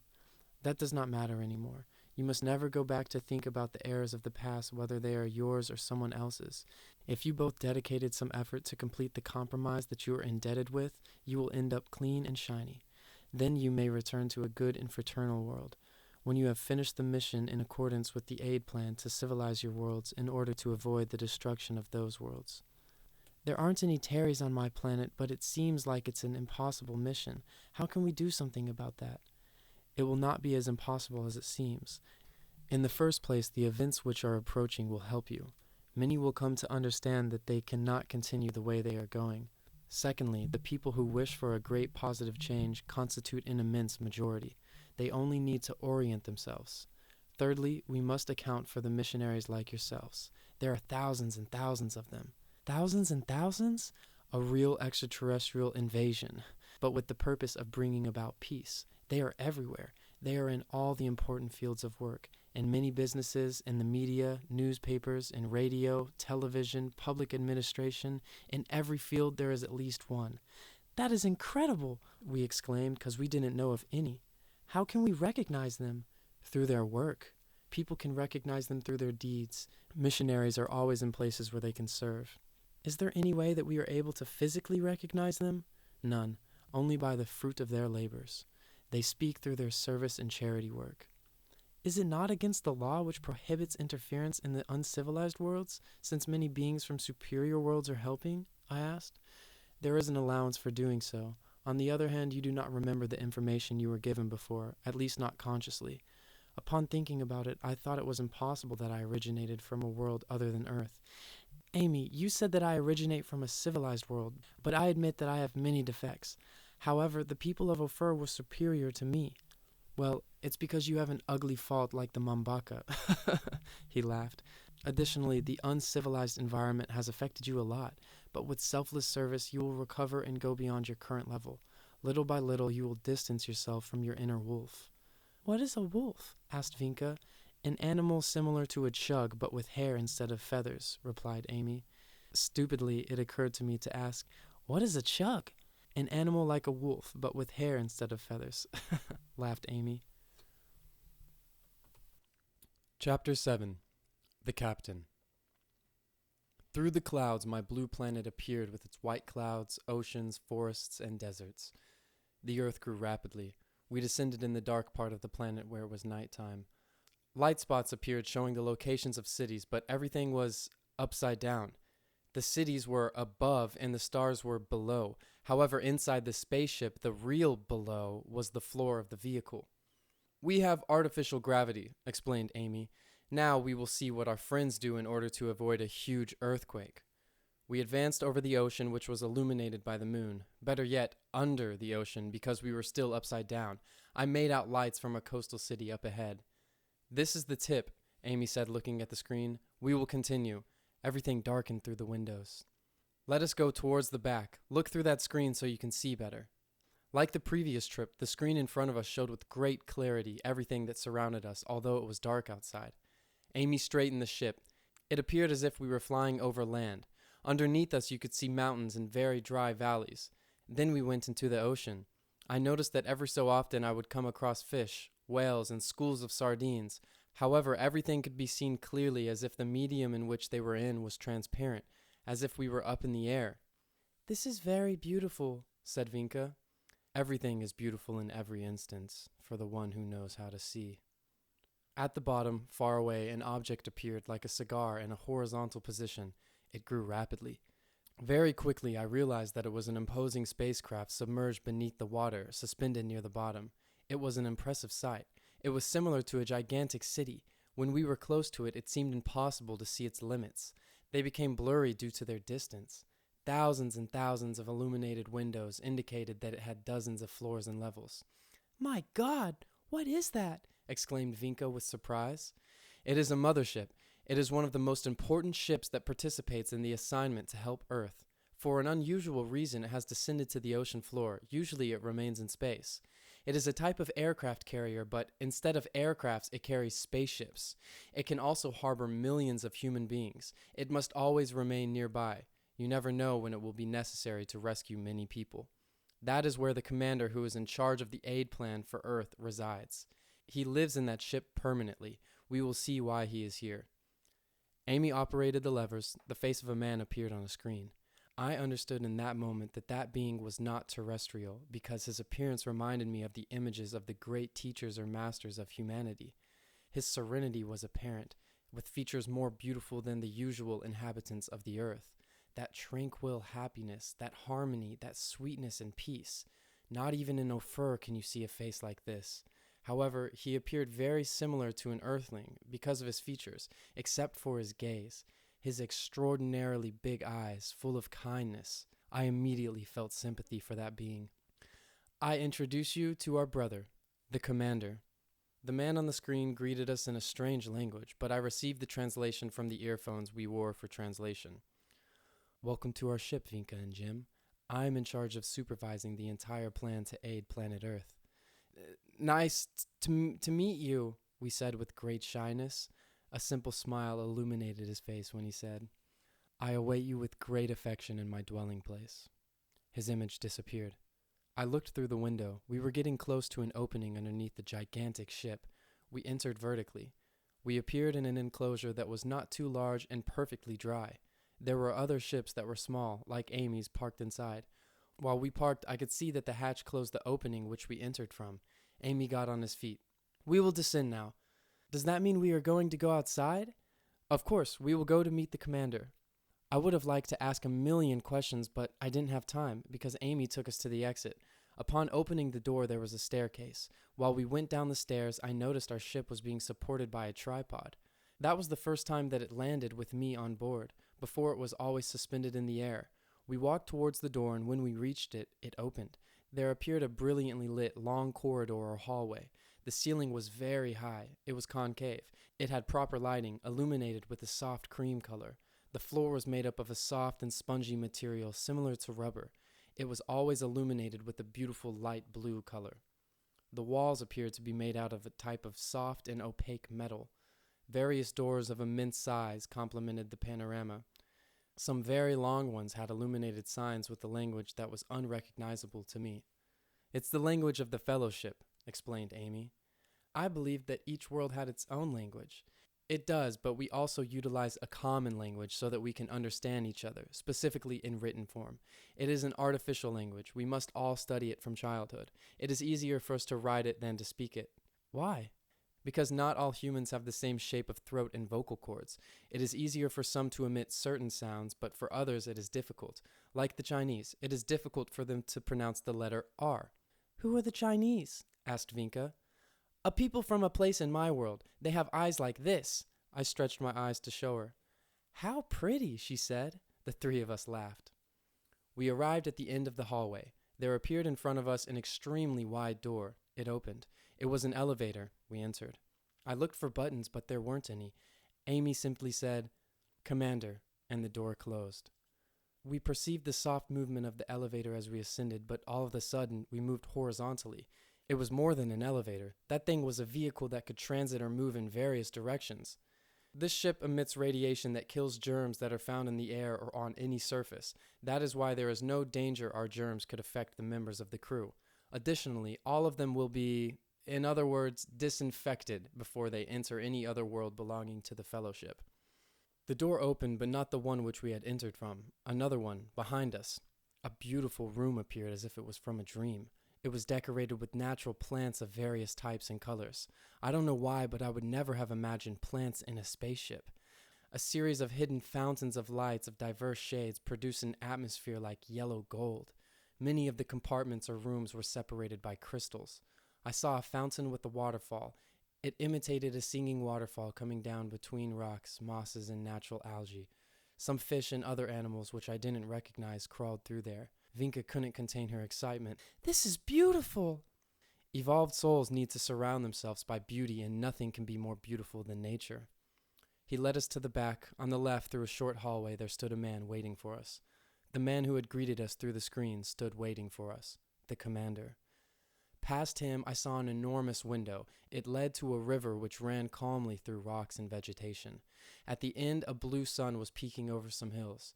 I didn't know if it was an artificial landscape fabricated in a giant enclosure in the ship, or if it was something else. Amy explained to us that the commander likes to remember the landscapes of his world of origin. That is why he recreates natural vistas representing the landscapes he's left behind. But that great window was definitely a screen. He dressed in white. He wore a suit similar to Amy's, but baggier, leaving the neck and parts of the chest in view. His stature was impressive.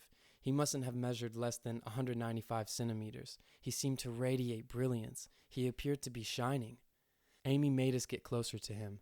I was full of respect, a fear of embarrassment. It's because I now know, thanks to Amy, that I was full of imperfections. That being was surrounded by a halo of purity. By comparison, I was below the level of a pig. At least, that's how I felt. He spoke with a soft and tranquil voice. Sometimes it is helpful to compare. Other times it harms us. Like Amy, he was also able to read thoughts, and to make it worse, Vinka had fallen into a type of trance before the commander's presence. She advanced towards him, took his hand, kissed it, and intended to get on her knees. "Don't do that," he said, lifting her arm. "I am like you, a server, a brother of yours, and of those who love God. Only before him can a human kneel." Impressed by that, Vinka had tears in her eyes. There is always someone above us and someone below us. We must listen to the counsel of those above us, and we must guide those below us. I simply comply with the instructions from my older brother. Above us and below us signify the evolutionary level, explained Amy.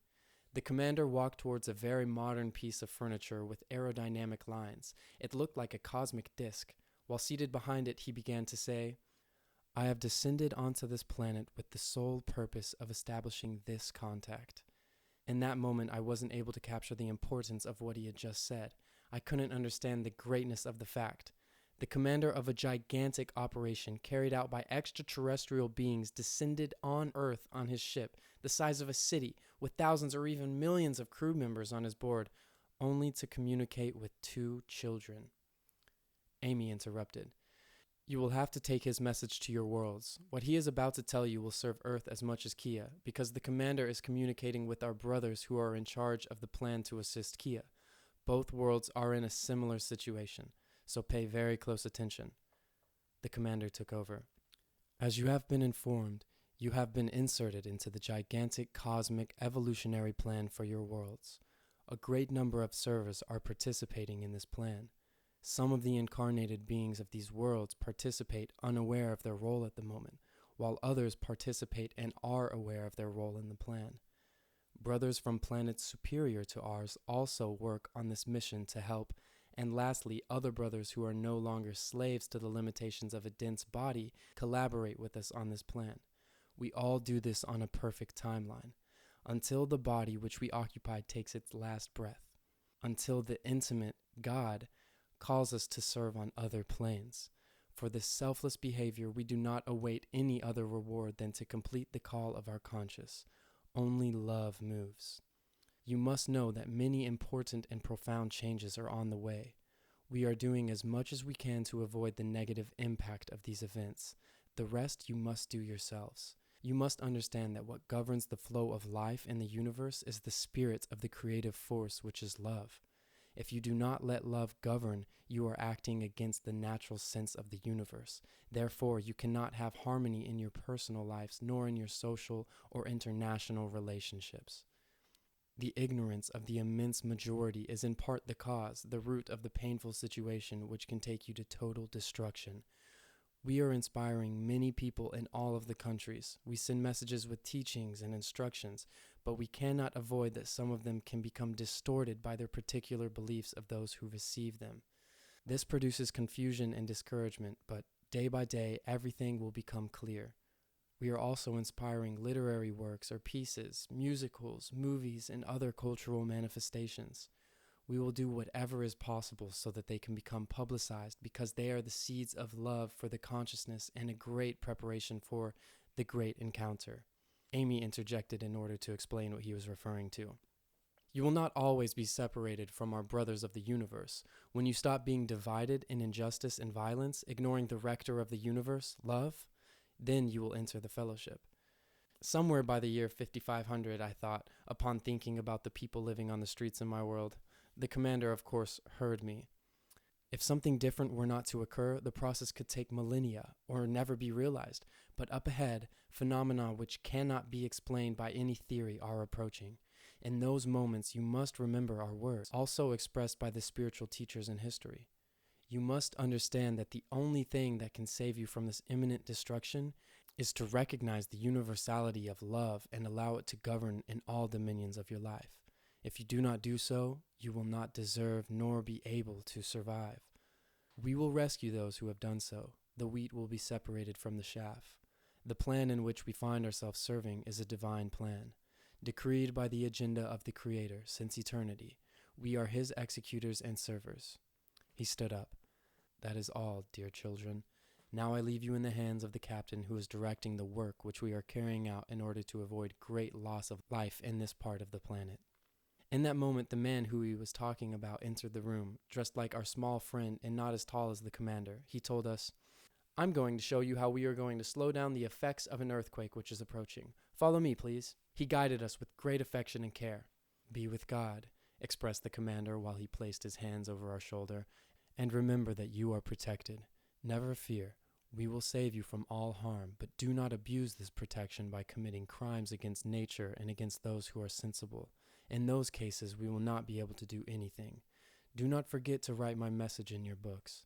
If we could, we would proclaim it from the loudspeakers of our ships. We would introduce ourselves over radio and television broadcasts. We would make ourselves completely visible worldwide, but we are not permitted to do so.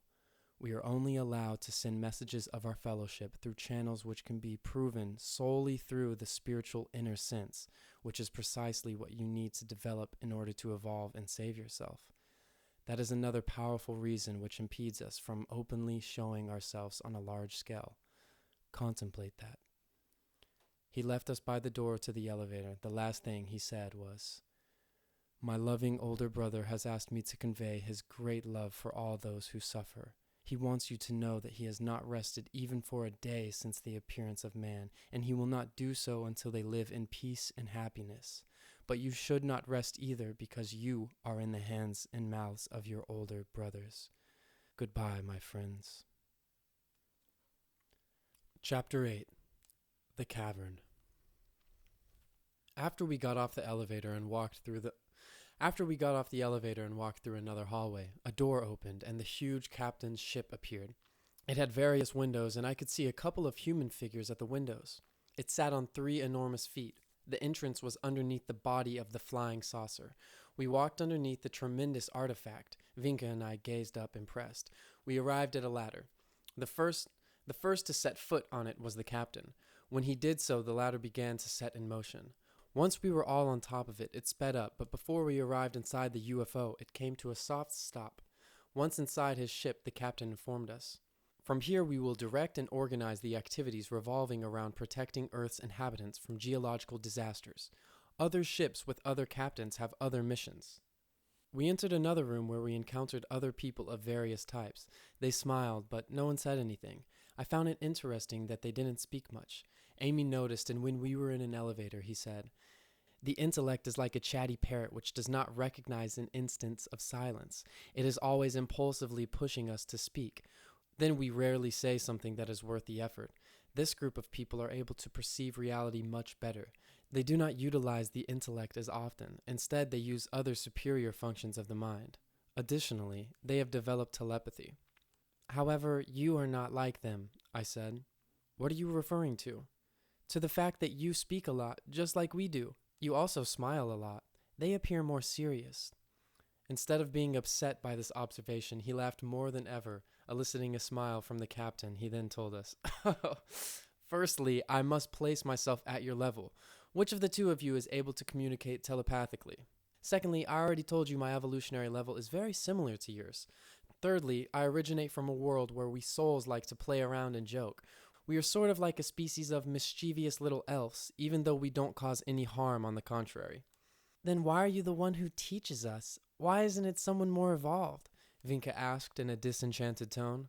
Once again, Amy began to laugh. The captain was looking at some manuals, and he wasn't paying a lot of attention to us, although I might have seen a soft smile on his lips. Someone like the commander's older brother, for example? Amy was joking with Vinka, but with a sparkle in her eye, she asked. Why not? This time, the captain placed his papers on the side, and he grinned with an honest smile and a look of surprise. Amy let another one of his loud laughs loose. When he spoke, he said, in order to deserve instruction from someone like that, it is necessary to have the evolutionary level of the commander. I understand, said Vinka. Then why can't our guide be someone like the marvelous commander? Amy was amused by the conversation. With a smile on his lips, he asked, did you feel comfortable in his presence? Did you feel the necessary confidence to speak of your worries like you do with me? Did you understand his words, or did you understand me better? Vinka adopted an air of confidence. I understood him very well. I felt as if I was in another world by his side. Well, what did he say? Said Amy with a cunning look.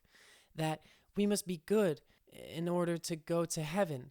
He laughed and asked me, was that what he said? And also that the end of the world is approaching, but if we are good, he will come and rescue us. The captain put his papers to the side and touched her head tenderly, while Amy explained to us. You see, this is what happens. You only captured 1,000th of his words.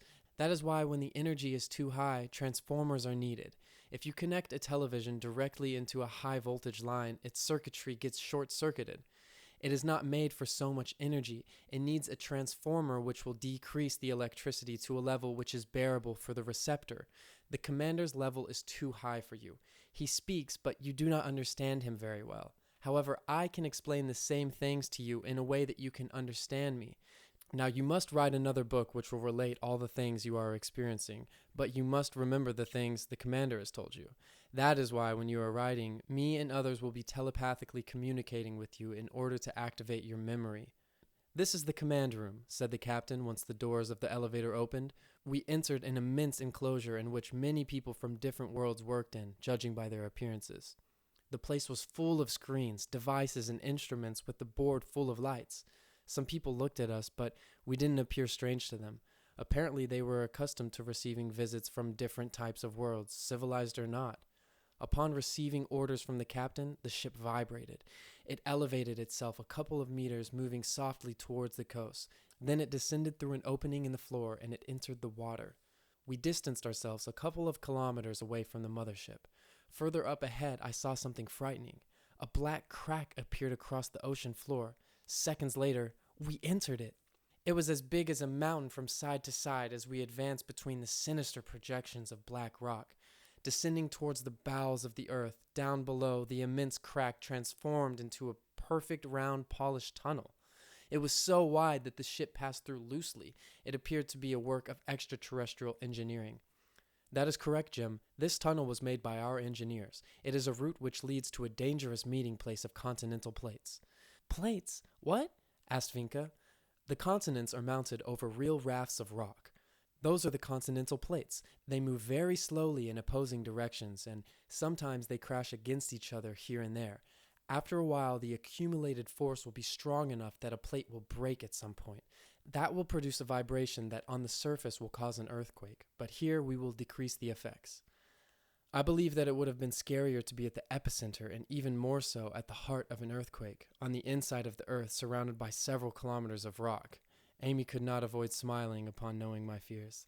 This ship is able to withstand many unimaginable things. After advancing for a while through the tunnel widened and a fabulous and unexpected spectacle appeared before my eyes. We encountered a vault, grotto, or cavern of gigantic proportions. About 50 illuminated spaceships were there, suspended in the waters of the monumental underwater cavern.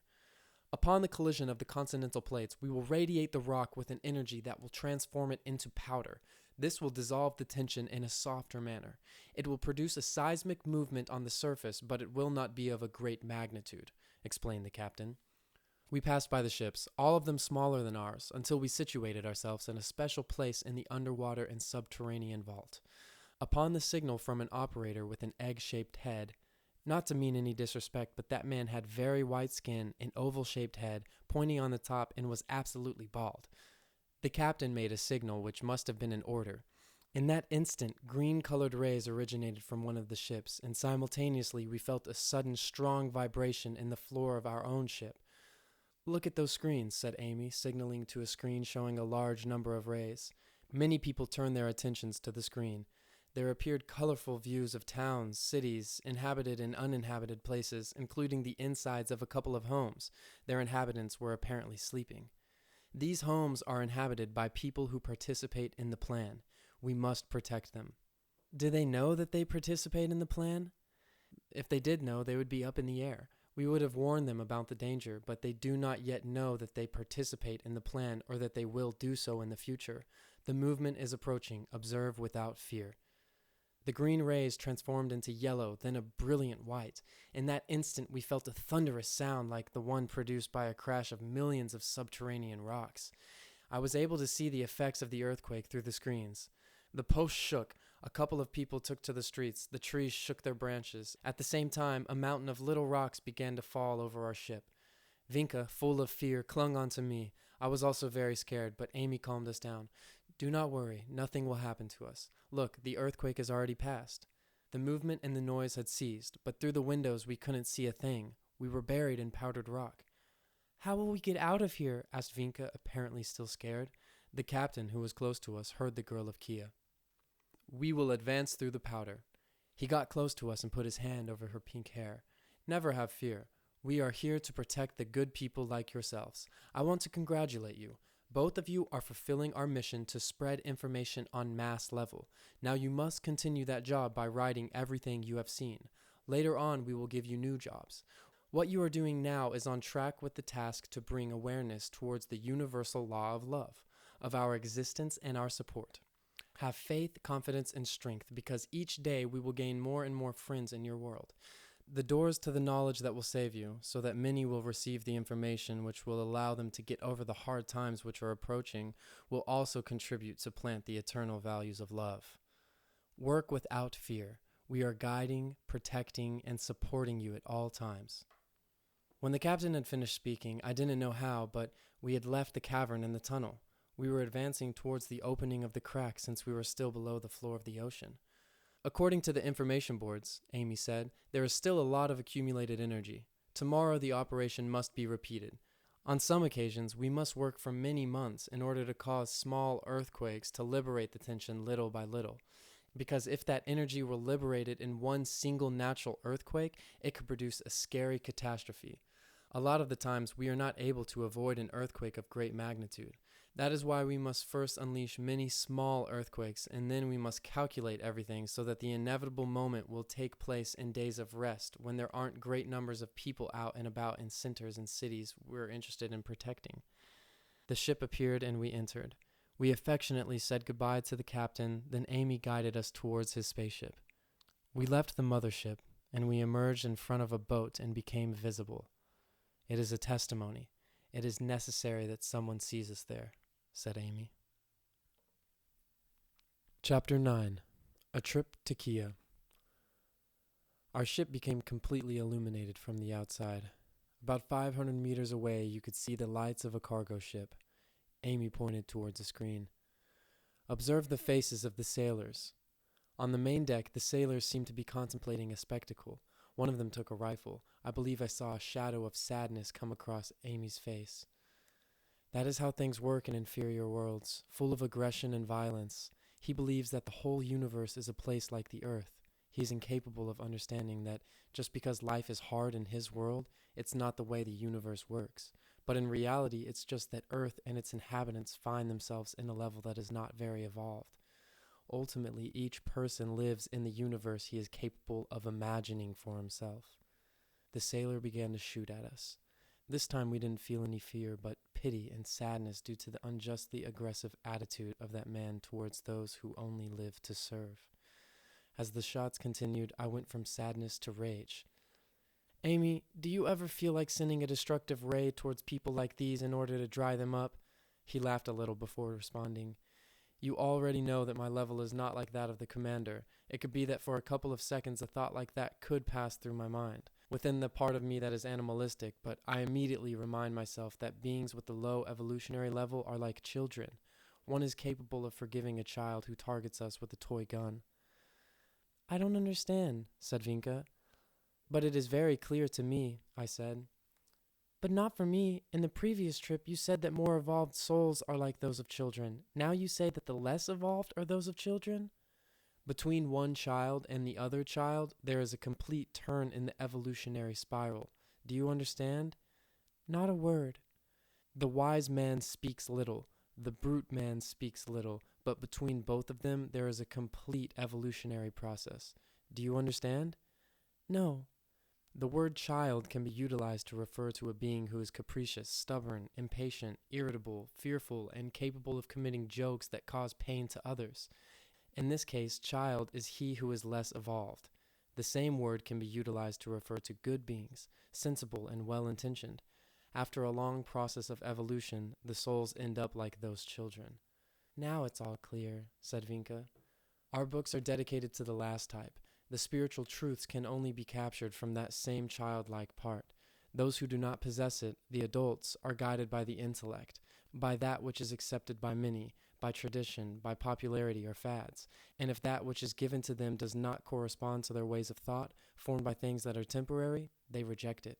That is how they lose depth, anything of substance. After exchanging a look of interrogation with Vinka, I said, "What on earth are you talking about?" "You will understand much later. Look, we are leaving. Tequila!" On the windows appeared the typical white fog. During the trip, Amy looked for a manual or something like that on a bookshelf close to the couches. I saw that he made a strange leap as if in slow motion. "How did you do that?" "How did I do what?" he asked, with an air of misunderstanding. "That hop. It appeared to me as if you were floating, the way we did it long ago at the beach." "Oh, observe."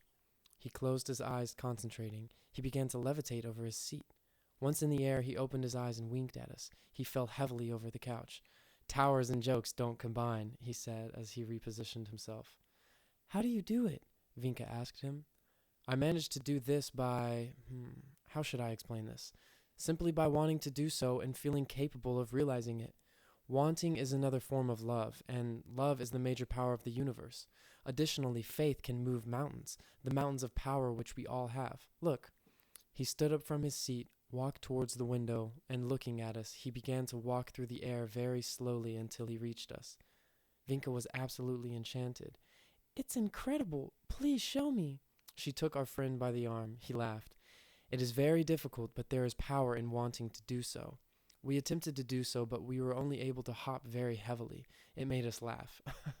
"I know that I was capable to do so on the beach with you, but now it seems to be impossible.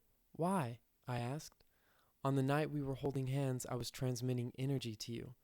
"Energy? How do you transmit energy from one person to the other?" "Later on in your schools you will learn these things, the way it is done in civilized worlds. But before that, you must cease killing yourselves like ferocious animals. For the time being, the most important thing is to achieve peace and unity. As long as there exist poor and rich countries, there will be no peace. As long as there exists even one single border, there will be no peace. As long as there are religious differences, there will be no peace. To work in search of power without doing anything for those who suffer is like intending to construct a building without first making a foundation. After you have solved this, you will be able to do things like those that my great friend Kus does." "Who is Kus?" we asked. "A fun friend. He can accomplish enormous feats." "Like what?" "We will call him so you can meet him."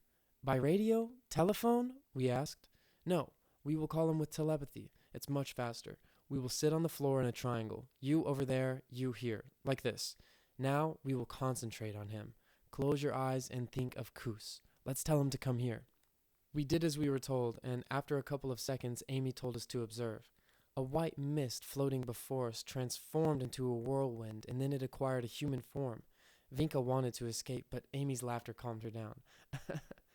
"Is someone in need of my presence?" said the being who appeared out of nowhere. He was a young man dressed in white. I was left feeling cold. "I hope you have a very important reason for having me come here all the way from Earth, to this antiquated vehicle. expressed the young man with a smile, looking at my friend. In reality, Kus, I just wanted to show these children what is done to call a friend, said Amy. Ah, well that is an important reason. Everything done to teach a child is important. Kus expressed himself jokingly. He was very good-looking. He was very amicable as well. Our little friends have millions of questions in their little heads. Well, like you, my name is Kus. I participate full-time in the task of dissemination to Earth. I have the ability to travel through the universe without needing useless ships like this one. One of these days, if you behave well, you will be able to be like me. I hope you are better than me, and that you will not be punished with the task to serve on a plane so low as that as an uncivilized world. If you, who come from a barely civilized world, one of the third dimension, think it's difficult to live there, imagine how I would feel. I come from a fourth dimension, like a diver with a broken snorkel. Oh!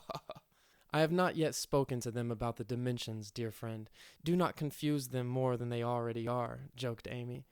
Ah, well, you have forgotten that I already know that, little brother, and because I know so, I have considered that now is a good time for them to know there are many dimensions in this universe. Do you want to see something fantastic, little ones? We barely had the bravery to slowly move our heads in agreement. Then, voila, said Kus in French as he snapped his fingers and disappeared, leaving a rose-colored, marvelous perfume in the air. Amy laughed enchantingly. Kus is something else. If in our planet we are playful, he is a million years ahead of us. He considers me to be serious and boring. A million years of advantage, colleague, said the rabbit of fortune. Yes, Bugs Bunny was sitting on the couch as he rapidly moved his cheeks while he ate a carrot. He then added, and you are very serious and boring. And that's all, folks. Sayonara, he said, disappearing after tossing his carrot in between us. It floated towards the floor very softly, transforming itself into a beautiful flower. Vinka's eyes showed she was enjoying herself as if a fairy tale was becoming a reality. Well, that is exactly what was happening. How is he able to do all that? He simply imagines it, but with such a great force that he is able to project his imagination onto us. That flower is not pure imagination, I said as I breathed in its aroma. Yes, you're right. That is a materialization. Those who possess the consciousness of the fourth dimension can do incredible things, but with practice and faith, everything is possible. Where is the fourth dimension situated? Asked Vinka. In all places, right here in this room. In all places. It is not a place really, it's a level of consciousness. Those who have that level are able to make themselves visible or invisible, whichever they prefer. They are able to walk through walls, to change their physical selves. They are ruled by other laws. Are they not ruled by the law of love? I asked. Oof, what a barbituary, said Amy, feigning surprise. Nothing in the whole universe is able to escape the law of love. There is nothing superior to it. Not another law or force, not in this visible universe for us, nor in those which do not exist. Not in the third dimension, nor the 5,000,000th dimension, because the ruling force in all of creation is that of love. That is to say, God. I mean to say they are ruled by other laws because they are not affected, for example, by the force of gravity or time or space. They have another vibratory level, but they dedicate themselves solely to the construction of the universe. That seems strange to me. I believed it was God who constructed the universe. Yes, but it is through us, his creatures. He makes the plans or blueprints, we execute them. It would be incredibly boring if he did all of it. Oh, look at that. We have arrived at Kia. Chapter 10. The Solar Teacher. This planet is Earth, I said, disillusioned, because through the windows appeared our world. At least, that is what I believed. Vinka corrected me. It's Kia. Over there is Lupinia. It is a desert. It was precisely that desert coast which had confused me. I thought it was the coast of North Africa, but upon seeing two enormous islands which did not exist on Earth, I understood that I was on another world. After my trip with Amy, I was able to study enough geography to know the differences, but everything else, such as the sea, the abundant white clouds, the jungles and deserts, appeared absolutely earthly. What a disillusionment, I said, a bit jokingly. I was hoping to find a planet with red oceans or yellow, Worlds with similar evolutionary levels are very similar in almost every aspect. The same laws create the same types of things, explained Amy. But only similar, Jim, said Vinka. The objective of our visit to Kia is to find a person who will be able to tell you how you are able to obtain love. We will look for him on the screen. This is his code. Here he is. Come and see. There appeared a pretty old man sitting on a rustic rocking chair, underneath a curving roof in a cottage that was very old and in a poor state, in a house in a field. He was rocking very slowly with a pipe in his mouth. He contemplated over the fields which extended beyond his vision, a beautiful valley covered by many beautiful green pastures. The house was situated on top of the hillside of an isolated colony. A couple of differences indicated that we were not on Earth. Firstly, the man had pink-colored hair, although with a bit of gray in it. His beard was also the same color. Due to his abundant and disorderly hair, I was not able to see his ears, but I supposed that they must have been pointy like those of Vinka. He wore a gray cloak. He reminded me of an ancient prophet. On his side, a dog napped, if you are able to call a bunch of hair with an ostrich's neck and a cat's face a dog. On top of a branch on a small bush sat a couple of, a couple of lizards standing on 2 feet with feathers. This is not Earth, I recognized. I saw numerous animals, the size of an eaglet, with the skin of a fish or reptile, big wings, the tail of a manta ray, and 2 very long legs. Those animals were capable of submerging themselves in waters of a lake and walking over land with 2 feet, and flying like birds. Some rested on the branches of nearby trees. Their humanoid bodies were almost impressionable. You have strange beings here, Vinka was surprised. Strange? What do you say about the ones in your world? I do not believe that any of them are. What about those horrific little men with wings? Which little men with wings? Over there, that which is most similar to human beings are the apes, but they do not have wings. Those who fly have feathers. But those little men with wings have hair and not feathers. Then they do not fly. No animal with hair is capable of flying. But those little devils do fly, with hair and everything. They are horrible. Their bodies are those of scary monsters. Are you sure that you are referring to a type of animal of the earth? Over there, fortunately, there is no such thing. Amy was quite delighted with our dialogue. And if that was not all, they drink blood. What are you talking about, Vinka? She is referring to vampire bats. And if that was not all, Amy says they fly in absolute darkness, that they have a radar, that they are able to pass between the blades of a moving fan without hurting themselves. Is that not strange? I found that Vinka was correct, but I'd never thought about them that way. Amy turned off the screen. We descended slowly towards the planet of Kia. The incredible and marvelous is always in front of our eyes, but we are so habituated to it that we are not aware of it. We will now go talk to the man. He has something to teach you. Vinka sighed with hope. He must be a sage. Why, that old mountain man? Yeah, right. He has understood a couple of things, but with other things he is not so clear. He is a common man. The disillusionment was apparent on the face of the girl. I believe that in order for someone to teach me, that person should have an evolutionary level that is superior to mine. Amy smiled. The typical arrogance of the uncivilized. I will see if it is possible, if the teacher of the commander is able to take you on as his disciple.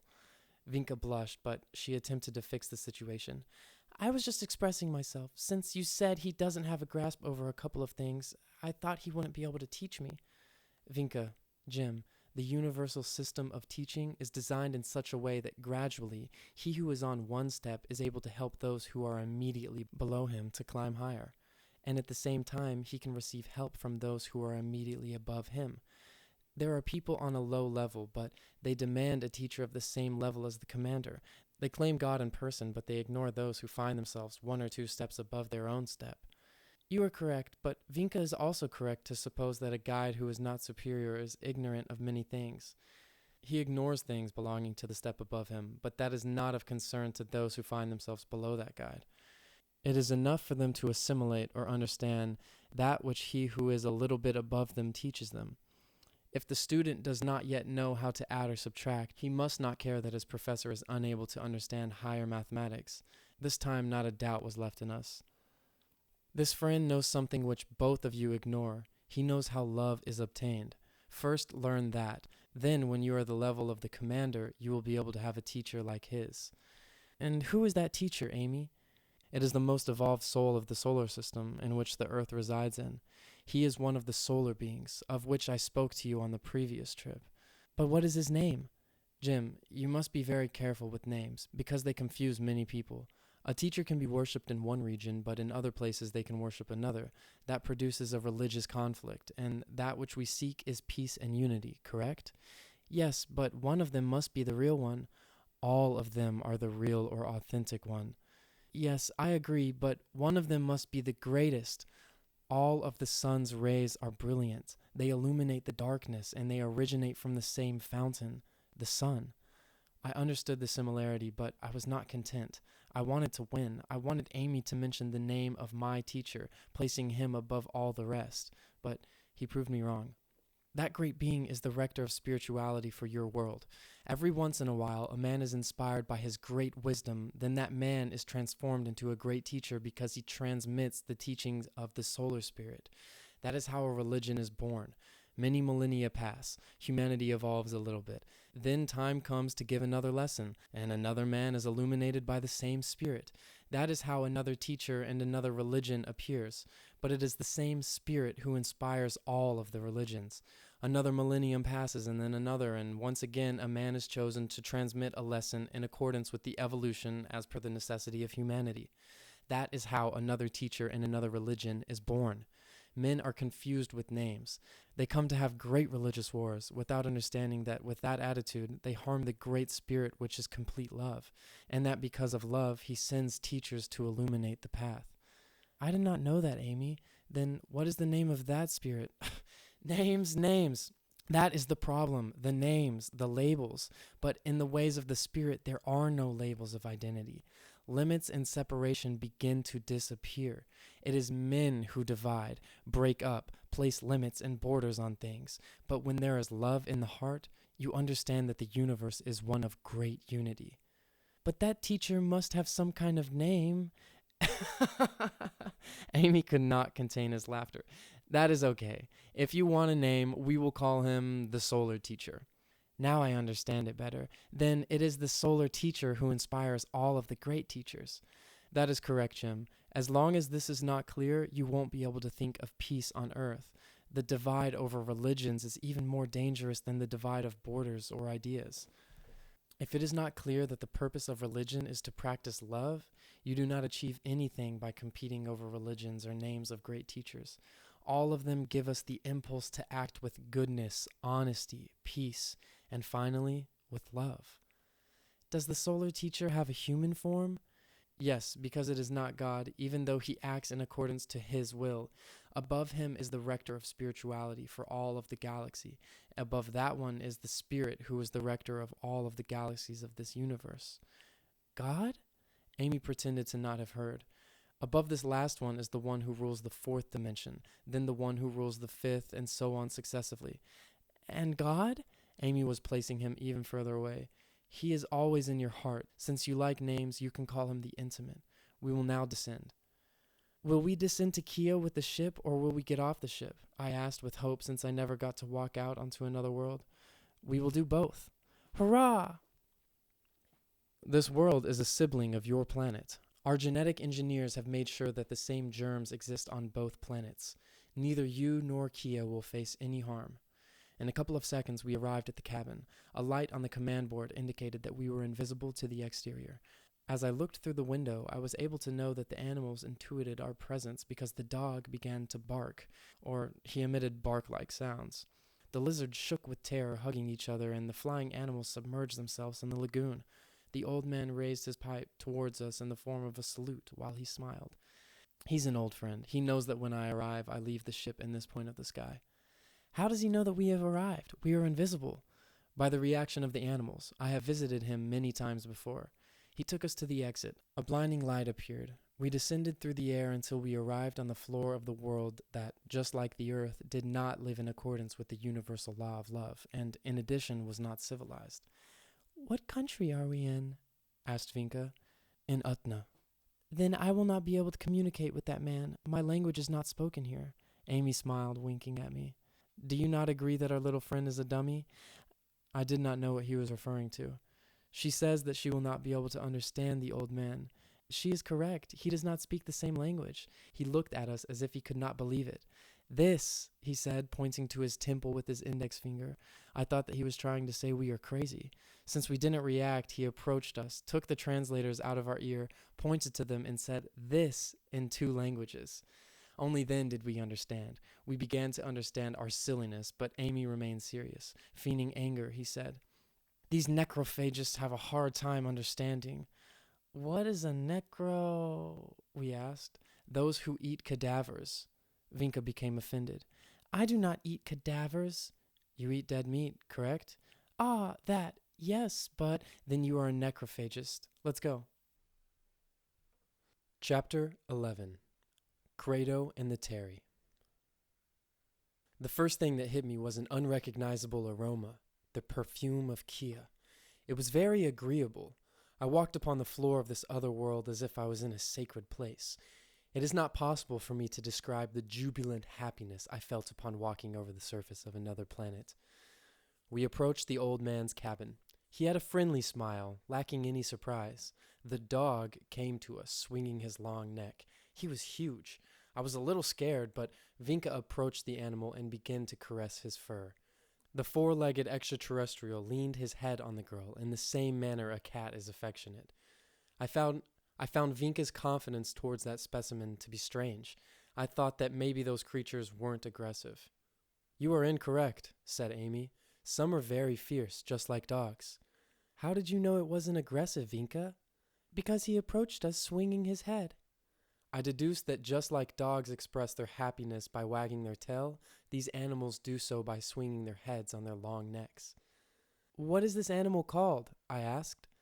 "Bugo. He's very cute," said Vinka. Trask, the old man called the strange being.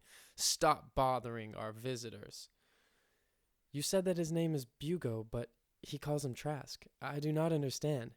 Vinka looked at me as if I had a mental incapacity. "This type of animal is called a Bugo, but the name given to him is Trask." She was correct. I was an idiot. Little by little, the aerodynamic animals appeared. Some began to fly over our heads. One of them came to sit upon Amy's shoulder. Vinka was fascinated. She tried to get close to the animal, but it flew away. "How incredible," she said. I did not understand what she was referring to. "The Garabalos are very timid. They never get close to people, but this one has no fear of Amy." When she distanced herself from our friend, the creature returned and placed its large feet over Amy's shoulder. "I am a friend with all the animals," he explained, speaking in a new language. "That is why you came to visit me, no?" said Credo. We all laughed at the old man's joke. When we walked over to his side, the Garabalos flew onto the roof of the cabin. The man and Amy hugged and embraced each other, happy to have seen each other again. "This time you will share the exquisite dish I have prepared. I have a pot full of Garabalos cooked in a spicy sauce. In addition, a bottle of fermented juice awaits us inside. It is beneficial to make your heart happy now and then. Let's go." "Do not even dream of it, old cannibal. That is the reason why these poor creatures do not come near you at all. They know that if you trap them, they will end up at the bottom of your stomach." I felt a little bit of rage against the old man. How was he capable of killing these beautiful and affectionate creatures in order to eat them? "But they are exquisite, Amy," said not the old man, but Vinka. She ate them as well, and if that wasn't enough, she added, "The feet, when grilled, are the most savory part. I also like broth made out of the wings." My image of Vinka came crashing to the floor with a single hit. I looked at her as if she was an individual from an indigenous savage tribe, eater of filth. How could I have felt an attraction towards her? Knowing my thoughts, as he placed a translator earphone in the ear of the old man, Amy said, "It is very bad to kill those little animals. Our earthling friend is very bothered by it." She looked at me in surprise and attempted to explain the situation to me. "Here everyone eats Garapalos meat. It is a custom that we've had since we were children. They are very appetizing. You should try it." "Never," I said, crossing my arms and looking the other way. "Bravo," said Amy. "That's how it should be. He is incapable of eating Garabalos meat. That would be very cruel to him. That is why he is disillusioned by you. He eats other types of things. You remember the little animals on Earth which you liked very much, which you wanted to bring with you and keep as a pet? The girl's eyes were illuminated. Oh, yes, they were so tender. What are they called again? Lambs. That is one of the favorite dishes of your little friend. She looked at me as if I was a criminal, a psychopath, a sadistic and beastly person. I attempted to defend myself. But a little grilled lamb, Vinka began to sob. Grilled? What a barbarity! How disgusting! What a disillusionment! Between bouts of suppressed laughter, Amy went to console her. You see, that is what happens when we look at each other's errors instead of our own. All three of you do the same thing. It is not worse or better to eat lamb meat or garabalos. It is the same thing. It is an error which I do not commit. However, I do not condemn you because I understand you. However, you all mutually condemn each other by the same fault. These uncivilized... Come on, shake each other's hands like good friends. We looked at each other timidly and with a bit of shame. I understood Amy's lessons. We shook hands. Good. That is how it is done, said the old man contently. Now we shall celebrate the reconciliation with the glass. Let's go. These mountain men don't have any manners, joked Amy. Educated people first introduce themselves. This is Jim. He lives in another world. And with good reason. With a name like that, I would also go and hide in another world. I did not like his joke at all. This is Vinka. The old man looked at her affectionately and said, She must also come from another world. We do not see girls as pretty as she is in Kia. I did not like that either. She received the flirty comment with a smile. And this is Credo, a farmer of Kia. I laughed at his name, but I did it only to avenge myself. My laugh did not appear to be sincere. Why is he faking a laugh? Actually, he is trying to avenge himself, because you laughed at his name. All right, then. Don't get mad, Zim. It was only a joke. Zim is a nice name. Before I protested the way Credo was deforming my name, Amy explained, He cannot properly pronounce the sounds of your name, Jim. You are not able to pronounce his name correctly either. It is foolish to fight over names and sounds. Additionally, Credo means rock or boulder. Rock? How can someone be named Rock? This time, my laugh was sincere. You both share the same name. What are you referring to, Amy? I asked. Both your names mean rock. Your name means rock, too. Translator note. In the original Spanish version, the name of the protagonist, Jim, is Pedrito, or Pedro. And we have used Jim to maintain continuity with the English translation in which he is named Jim. Here, Amy refers to the similarity of meaning in both Pedro's, Jim, and Credo's names.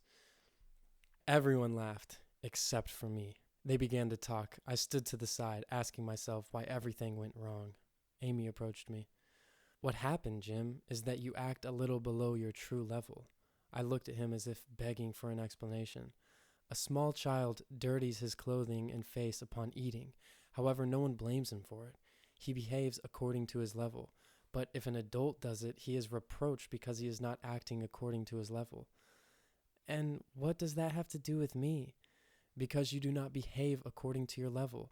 That is why every time you do or think something that is below what is expected of you, you immediately receive the correction.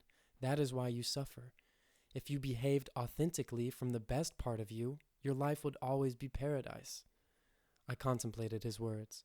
I understood that he was correct. I decided to make the effort to become a different person. It is enough if you behave like yourself. Let us go talk with my old friend. Credo was in a vegetable patch past the cabin. He was close to Vinka. He was showing her his little plantation of vegetables, his fruitful trees, and everything which constituted his world. I was bothered for a second upon seeing them together, but I got rid of these thoughts from my mind. I had to become better in action and thought. Bravo! That is progress, exclaimed Amy happily. What are you referring to? You are progressing. You are beginning to observe your thoughts. You are no longer unaware. In general, people never pay attention to their thoughts, although all types of bad ideas pass through their minds. They have a magnificent opinion of themselves since they are unaware of these bad thoughts. You cannot progress in that manner. You are beginning to observe yourself. With that, you are beginning to know yourself better. Additionally, you are acquiring the power to erase from your mind that which does not benefit you. "Oh, you guys, come see the size of these muflos," the old man called us, showing us the shiny red bottles made of a material that looked like plastic. Vinka took one. She put it near her mouth, and she gave it a bite. She then chewed the piece of bottle. Amy laughed at my confusion. "Those are not plastic bottles. These are fruits with the form of an earthly bottle. Taste it." Vinka extended a fruit towards me. I looked at Amy, asking if I should do so. "Only a piece," he recommended. I bit the fruit. Its texture reminded me of that of an apple. I immediately liked it because of its sweetness, although it didn't look like anything recognizable. "How are you able to produce such big muflos?" asked Vinka. "It's easy. Every night I sing the tree a song. It likes that very much. It becomes happy, and whoever is happy works with love." "Everything that is done with love produces good results and good fruits," said Amy. I curiously looked at the tree.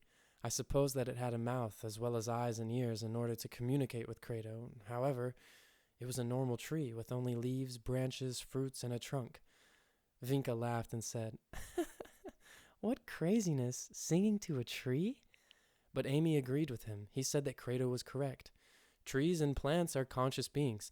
They have a small consciousness, but they are very sensitive to vibrations of affections. They become happy or sad. They feel fear or trust. Credo encouraged Vinka. "Eat a little bit more. The muflos give strength. Eat so you will become strong like this." The old man pretended to have muscles with his arm flexed, his hand in a fist, and his inflated cheeks. Vinka found the gesture to be funny. The ladies from the city do not wish to look like that. Amy was amused by Credo's foolishness. "Do not pay this old mountain man any attention. He does not know anything about trends." While Credo joked around, Amy appeared to be concentrating intensely. He then said, "I think the Terry are approaching." "Then you must run and hide in that invisible piece of junk," the Kia man recommended, alarmed. Amy continued to concentrate and then warned, "There's not enough time. They are already here. Let us run to the cabin." He encouraged us to follow him. That really scared me, but Vinka was even more fearful than I was. She held on to me tightly. We heard the sound of a motor. It was getting closer and closer. Credo went and sat in his rocking chair, pretending to be very tranquil. Amy found a gap through which he peeked outside. He invited us to observe as well, while with his index finger on his mouth, he signaled for us to remain silent. I could see the approaching vehicle. It looked like a black box made of metal with wheels and many bars surrounding it. It had windows behind the bars, but they were all black as well. It was impossible to look inside. The somber car emitted so much noise and smog that all the animals of the place ran away in order to hide. I thought that they hadn't invented the silencer yet. Amy whispered, "They do have one, but they like to cause fear." When the black box arrived close to the cabin, 4 beings got out of it. Just a glance of them caused panic. It was a species of gigantic gorilla, muscular and hairy. They carried helmets full of spikes, shoulder pads with spikes, shoes with spikes, collars with spikes, and knee pads with spikes. They used a breastplate made of metal instead of clothing. They all carried large objects in their hands. Weapons. Their bodies were not like those of apes. They resembled those of humans. Green hair colored every inch of their visible bodies except for their faces. They had pink hair there. "Come on, old lazybones, show us your documents!" Credo mechanically extracted a card from the pocket of his robe without looking at them. He handed it to them. One of the Terrys snatched the documents and examined it. "Have you seen the wackos pass by here?" "I have seen Terrys, but I'm not able to distinguish between wacko Terrys and Zumbo Terry," he replied with great calm, observing the view. "You insolent man! You do not know how to distinguish between a human being and a beast?" "Yes, I am. Human beings love and build. Beasts hate and destroy." The old man's reply did not make the army and Harry Terry happy. "What shall we do with him, boss? Do we shred him to pieces?" "Leave him. He is a dreamer, shawarma, and a beggar, like all of them." Everything was going well until the boss ordered, "Go take a look inside the cabin." I felt as if someone had hit me in the stomach. Vinka held on to me with more force, but Amy, with arms stretched out to us with a smile, signaled for us to remain calm. But Credo was able to distract them. You will not find anything of interest in there. Not arms, not Zumbos. Forgive me, you are the Zumbos, I mean to say. Not arms, nor wackos. If you do not cease, we will take you to do slave work. We need more wackos and shawarmas for our weapon factories. The Terry went inside the cabin. He inspected everywhere, gazing to every corner except where we were. It was impossible not to discover us. However, he didn't do so. There is nothing in here, boss. Good. Let us go. Now you know, you worthless old man. If you see a wacko around here, you let us know. We will reward you greatly. They returned to their vehicle and left. Chapter 12. Until next time, Kia. Amy, with a smile from ear to ear, told us, "Before you say anything, I will explain it to you. Hypnosis from a distance." My question was a dumb one. It also works with the Terry? It is easier with them. As long as the consciousness level of a person is low, he is easier to hypnotize, whether at a distance or by suggestion. That is why commercial advertising obtains very good results with such people, whereas at a higher evolutionary level, the consciousness is more awake. Credo entered the shack, laughing. Vinka asked him why he had not felt any fear that the Terry might have discovered us. I recognize the tricks of our little friend. Then he told us about the time that Amy protected 4 fugitive wackos, or Zumbos, he didn't remember which gang they belonged to, from a patrol car that passed by and did not see them even though they were in plain sight. I would not have protected a Terry, said Vinka. The quicker they eliminate themselves, the better it is for peace on Kia. Terrys and shawarmas are brothers, interrupted Amy. The duty of shawarma is to guide and protect the Terry. Credo lifted his arms towards the sky like someone who had just heard something stupid. Guide and protect the Terry? It seems as if you are not aware they are dominating us. They possess weapons. We are pacifists. They believe that we are stupid weaklings because we do not search for power or money. They are materialists. They consider us to be an inferior race. It is impossible that one day we will guide them. The only thing that is of any interest to them is battle. The Terry wackos against the Terry Zumbos. It is because of that dispute that they have us in misery. All of the resources of the planet go towards financing their weapons. One day they will utilize them and Kia will explode. If you don't do anything about it, that is how it will be, said Amy. But what can we do? Teach them. Speak to them of peace, unity, and love. Credo was dumbfounded and laughed. Propose that to a Terry? He will take you directly to an asylum. For them, love equates to sex. Their kindness extends only as far as their own families. With the rest of us, they take their claws out and show their teeth, even when dealing with another Terry. Vinka agreed that Credo was correct. Amy, laughing, said, You are all more terrorized than the actual Terry.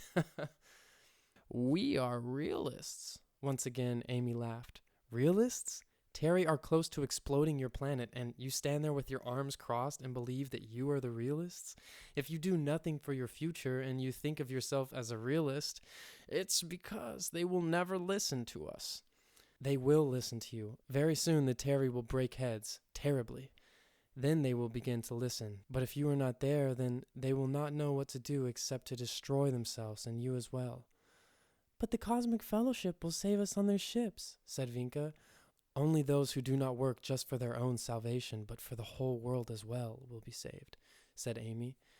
I do not really understand things of the world, said Credo, exiting the cabin. I only understand happiness. Amy led us by the shoulders towards the exit.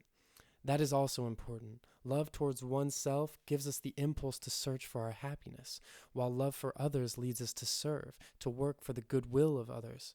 Both forces must be in equilibrium. Credo became thoughtful. He scratched his head. It seems as if I have not thought very much of others, closing myself off on these mountains. What do you think, Amy? It is not about thinking, it is about doing. In any case, you have already done a lot for others, although you didn't plan to. Me? I can't imagine how. That which you wrote in a day, a scroll which you left me a while ago, that is precisely why we have come to visit you. On there you have indicated how love is obtained. Vinka and Jim do not know the recipe. They are both going to write books which will be read by many people. Later on, they will reproduce your manuscripts in their work. In doing so, many people will be helped by you. Credo could not believe in what Amy had just said. He thought that all of it was a joke. But I do not believe that that was important. Everyone in the world knows that already. Vinka pointed out his error. If it tells you how love is obtained, then you are wrong about it not being important. Not everyone in the world knows that. I don't know it. Neither do I stated with the desire to read Credo's recipe. But it is extremely easy. The old man could not convince himself of the importance of his knowledge. Easy for you, but for the majority, go back inside and bring out the scroll. I want the children to read it. All right, but I do not remember where I left it. Maybe the chumi ate it. He entered the cabin. Amy looked at him with sympathy. There are people who do not appreciate what they do or have. Others believe that what they own is worth more than what they deserve.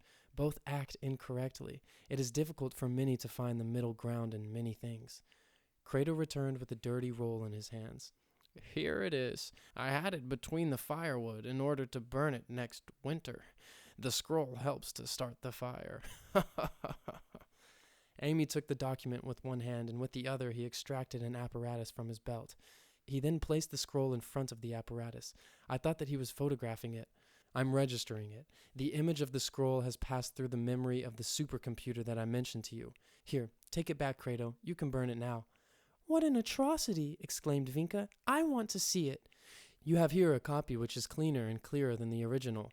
White pieces of paper came out of a slot in the apparatus, a kind of photograph of the document, but it was in smaller form. Vinka wanted to read it. Amy extended a page to her, laughing. I do not understand this language, she exclaimed, disillusioned. I will have to make a translation for you by hand. It will not be an easy task. I don't have good handwriting, but you will have copies in your own languages so you can add it to your books. The original I guarded as if it were something sacred, the only tangible proof that I have in regards to the real existence of Amy.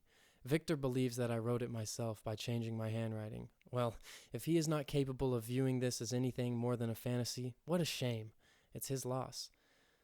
If my handwriting is not good, forgive me, said Amy. Imagine yourself having to write in the language of Chinese. Who are the Chinese? Asked Credo. Vinka hurried to answer.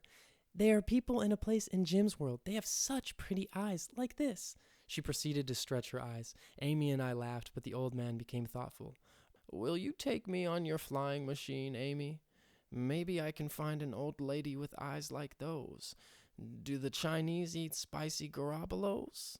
When we finished laughing, Amy said, If the Chinese do not eat garbalos, it is because they are not easy to obtain there. On the contrary, they would prepare them in a million ways. They eat anything. Then the Chinese have a good sense, opinionated Credo. Another good reason to go there. It appeared that the old man was extremely fond of food. If that is the spirituality of the Shwama, how might the Terry be? The Terry do not enjoy life, explained Credo. They are extremely preoccupied with their wars or their search for power and money. When they attain it, they continue to worry in order to defend what they have or go in search of more, but they never have time to enjoy life. They do not have a good sense. They miserably lose the purpose of their existence. A full pot of garbalos in spicy and bubbly bottle await us inside. Let us go. Amy laughed at Credo's philosophy. This gluttonous old man only thinks about enjoying himself, and he is partly correct, but only partly. He forgets about the rest. He forgets to serve his neighbor, in addition to himself. He will in the end enjoy more than those who live life selfishly. This old man is the least spiritual shawarma that I know. It might be so, but now that the document I have written will be beneficial to many, I have the right to delight my taste buds with garbalos. Now, let us go inside. I'm hungry. He began to enter the cabin, but Amy interrupted him. I do not eat meat, old friend. Forgive me. Anyways, We are now leaving. I do not eat garabalos, I said, determined to not take a look at the contents of that disgusting pot. I am satisfied with the muflos of your garden. Thank you very much, Credo. Well, you are the ones who don't appreciate it. I will enjoy it then. What a shame that you must leave so quickly. I hope to see you again one day. You already know that I'm always paying you a visit. Maybe in the future I will bring these little friends once again.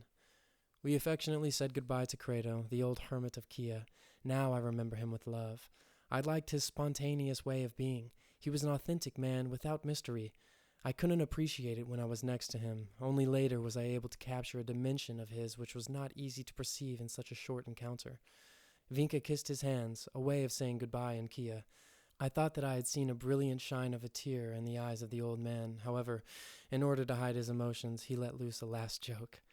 Careful, honey, careful. Do not kiss me like that. My admirers throng in flocks, and they are very jealous.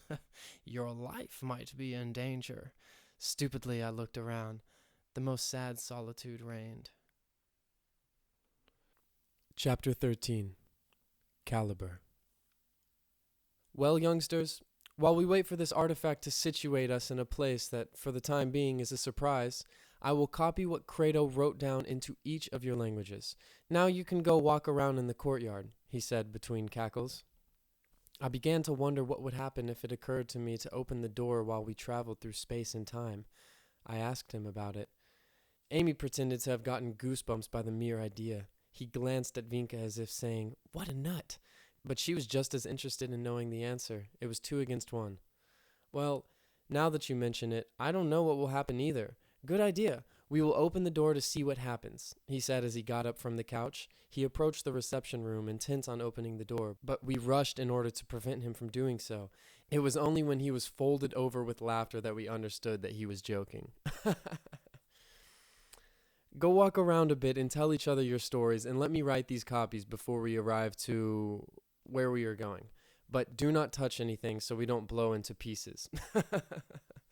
This will be difficult for me, having to write in undecipherable languages. In front of him was a screen which showed my language in various styles of writing. Next to each sign recognized by me was another strange one. He pressed buttons as he wrote. I was absorbed in his job, but Vinka's hand closed itself over my shoulder. Let's leave him to work in peace.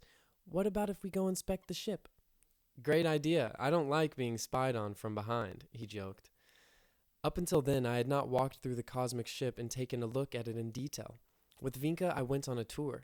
Since there was another command room in another enclosure, we walked over to talk. We could only see a white fog through the glass of the window. I would like to know what's behind those windows, she exclaimed with a dreamy expression. Upon observing her carefully, I recognized something incredible while talking with a being from another world. She got close to me and asked, "What did you feel the first time that you saw me?" The truth? Yes, since it is not easy for me to lie, I had to recognize what I felt. I didn't think you were very pleasant. Was I pleasant to you? Me either, but very quickly my feelings began to change. Now my feelings are different. What do you feel now, Vinka? I feel you are everything I have ever dreamed of. Her words seemed to be everything that I felt for her, but I would not have been able to explain it in such a simple way. That's exactly how I feel. It is something profound which keeps growing and growing. Her violet-colored eyes appeared to be radiating light. She looked extremely beautiful. By simply looking at each other, we fell into a trance that transported us to another dimension. Be careful with prohibited romances, said Amy from the command room. We didn't pay him any attention. We continued looking at each other. I would like to be with you forever, I said, taking her hand. Amy once again intervened from a distance. Remember that you both have your real partners. You must be loyal. That made us think. A little later she asked me, do you feel as if what we have is prohibited? In reality, no. But if it were, it wouldn't matter to me. How could I stop feeling what I feel? It is not a voluntary thing. Remember that you have an encounter in the future. Remember that person. I thought about the woman with the oriental face. It was true that when I did what he suggested, I felt a lot of love towards her. But now, well, Vinka was real. The other, only a memory. I choose Vinka forever, I expressed with great security. And I choose Jim. Amy laughed from the adjoining room. These children, fleeting passion, flames which any breeze can extinguish, like the meat of gorobolos or lamb. Amy had touched the wound. We looked at each other with regret for having strongly judged each other. After a moment, while holding each other's hands, Vinka said, Jim, whatever happened, whatever I know about you, I will never doubt my love. You will always be the only one for me, though a great distance separates us. A couple of small tears creeped through her eye. I think I felt the same emotions. That's why my words were brought forth from the most intimate part of my heart. Vinka, when I didn't know you, I felt alone, but from now on, although you won't be with me, you will always be inside of me. I know that what we have is forever. I am no longer empty with you. I cannot explain it any better, but you are inside of me and will be there forever. We held each other, we hugged, and it was the most beautiful time of my life. We felt that in that moment we were one being. After some time, I didn't know for how long, Amy with his great sense of humor said, Enough of this sinful romance. Come here, the copies are now ready. Additionally, we are arriving at Caliber. We opened our eyes. Through the windows close to us, the stars stood out against a dark blue sky. We ran towards the command room, and once inside, through the windows, there appeared an imposing vision. 2 enormous suns, one blue, much bigger, the other white, much smaller. There you have it. Sirius. Which of the 2 is Sirius? I asked. Both of them. From the Earth, it looks as if these 2 suns were one. That is due to both stars being extremely close to each other but far away from Earth. Do you see that illuminated point there? Amy pointed to a small blue balloon the size of a grape. That is Caliber. That is where we are headed. It is a planet which we utilize in order to create special plants and vegetables. It's an enormous nursery of cosmic plants. Everything has been cultivated by us. Once we obtain an excellent species, we take it to the worlds who might need it. How many people live there? Only a couple of genetic engineers in the control station. We rapidly reached the illuminated circle. When it transformed into an immense disk which occupied the entire visual field of our windows, I confirmed that this world was not similar to my planet because the colors were different. Everything leaned towards a light blue color. We flew over an extensive beach of violet-colored sand next to a calm ocean of lilac-colored waters. Vinka expressed with great pleasure, This is extremely beautiful. Can we descend? There is no inconvenience. Additionally, I promised Jim we would visit these beaches. That is correct. He had done so on the previous trip. Here, the conditions of oxygen, gravity, temperature, and flora will not affect you, and you will not affect the planet either. The ship stopped in mid-air, landing on the terrain. I must prepare the itinerary for our next trip. The 2 of you can go walk around. Do not fear. There is nothing here which can cause you any harm, but do not eat anything. The door opened. We descended down the ladder. We walked over the soft sand illuminated by a blue sun as big as the one I saw in Ophir. How pleasing this air is, exclaimed Vinka, taking in a deep breath. It is a mixture of flowers and seaweed. The intensity of the light, in spite of the enormous sun, was less than that of the intensity of the light on Earth or Kia or even Ophir due to a thick haze. It reminded me of a sunset at the beach, but of colors infinitely more subtle than those of my planet. Additionally, the earthly sands are not violet, nor are the oceans violet. We walked holding hands. We reached a section of the beach where there was a beautiful garden full of blooming plants that reached up to the ocean. Vinka was radiant. This is a paradise! We walked through the plants, leaving the beach behind. Further up ahead, in a forest made up of small trees that didn't have leaves but thin filaments which looked artificial by the polished smoothness of their trunks, the gigantic sun began to descend under the waters, illuminating Vinka's face, lending her a brilliant light blue skin tone. We sat underneath the trees while their droopy branches formed a fluffy cushion between the flowers. During long moments we contemplated the reflections over the quiet waters. I had never seen a sunset as strange and beautiful as this one. I observed that Vinka's hair was illuminated by a light. A second sun appeared behind the trees behind us. Look, the other sun! This is marvelous! A sunset and a sunrise at the same time. We laughed with great joy. After a few minutes, Vinka said with a sad glance to me, I don't think that this is correct. What are you talking about?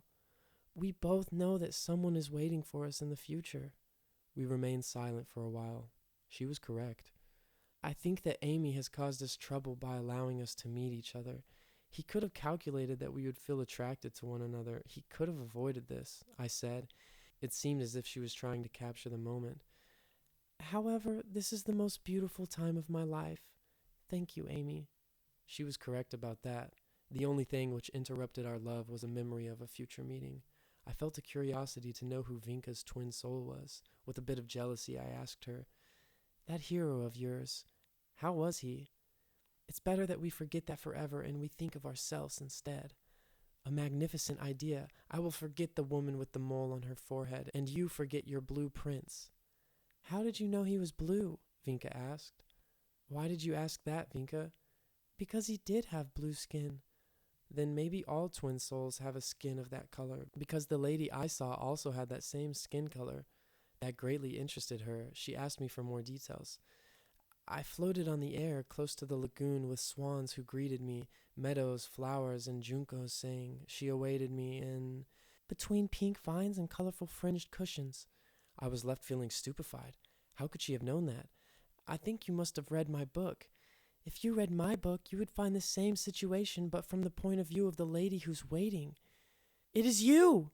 We hugged each other as if wanting to fuse into one soul without any feelings of guilt. Our happiness invaded us. I felt the same sensations which I experienced in that encounter of the future. "Enough with the romance," interrupted Amy's voice, who observed us smilingly from in between some flowers. "You are a liar!"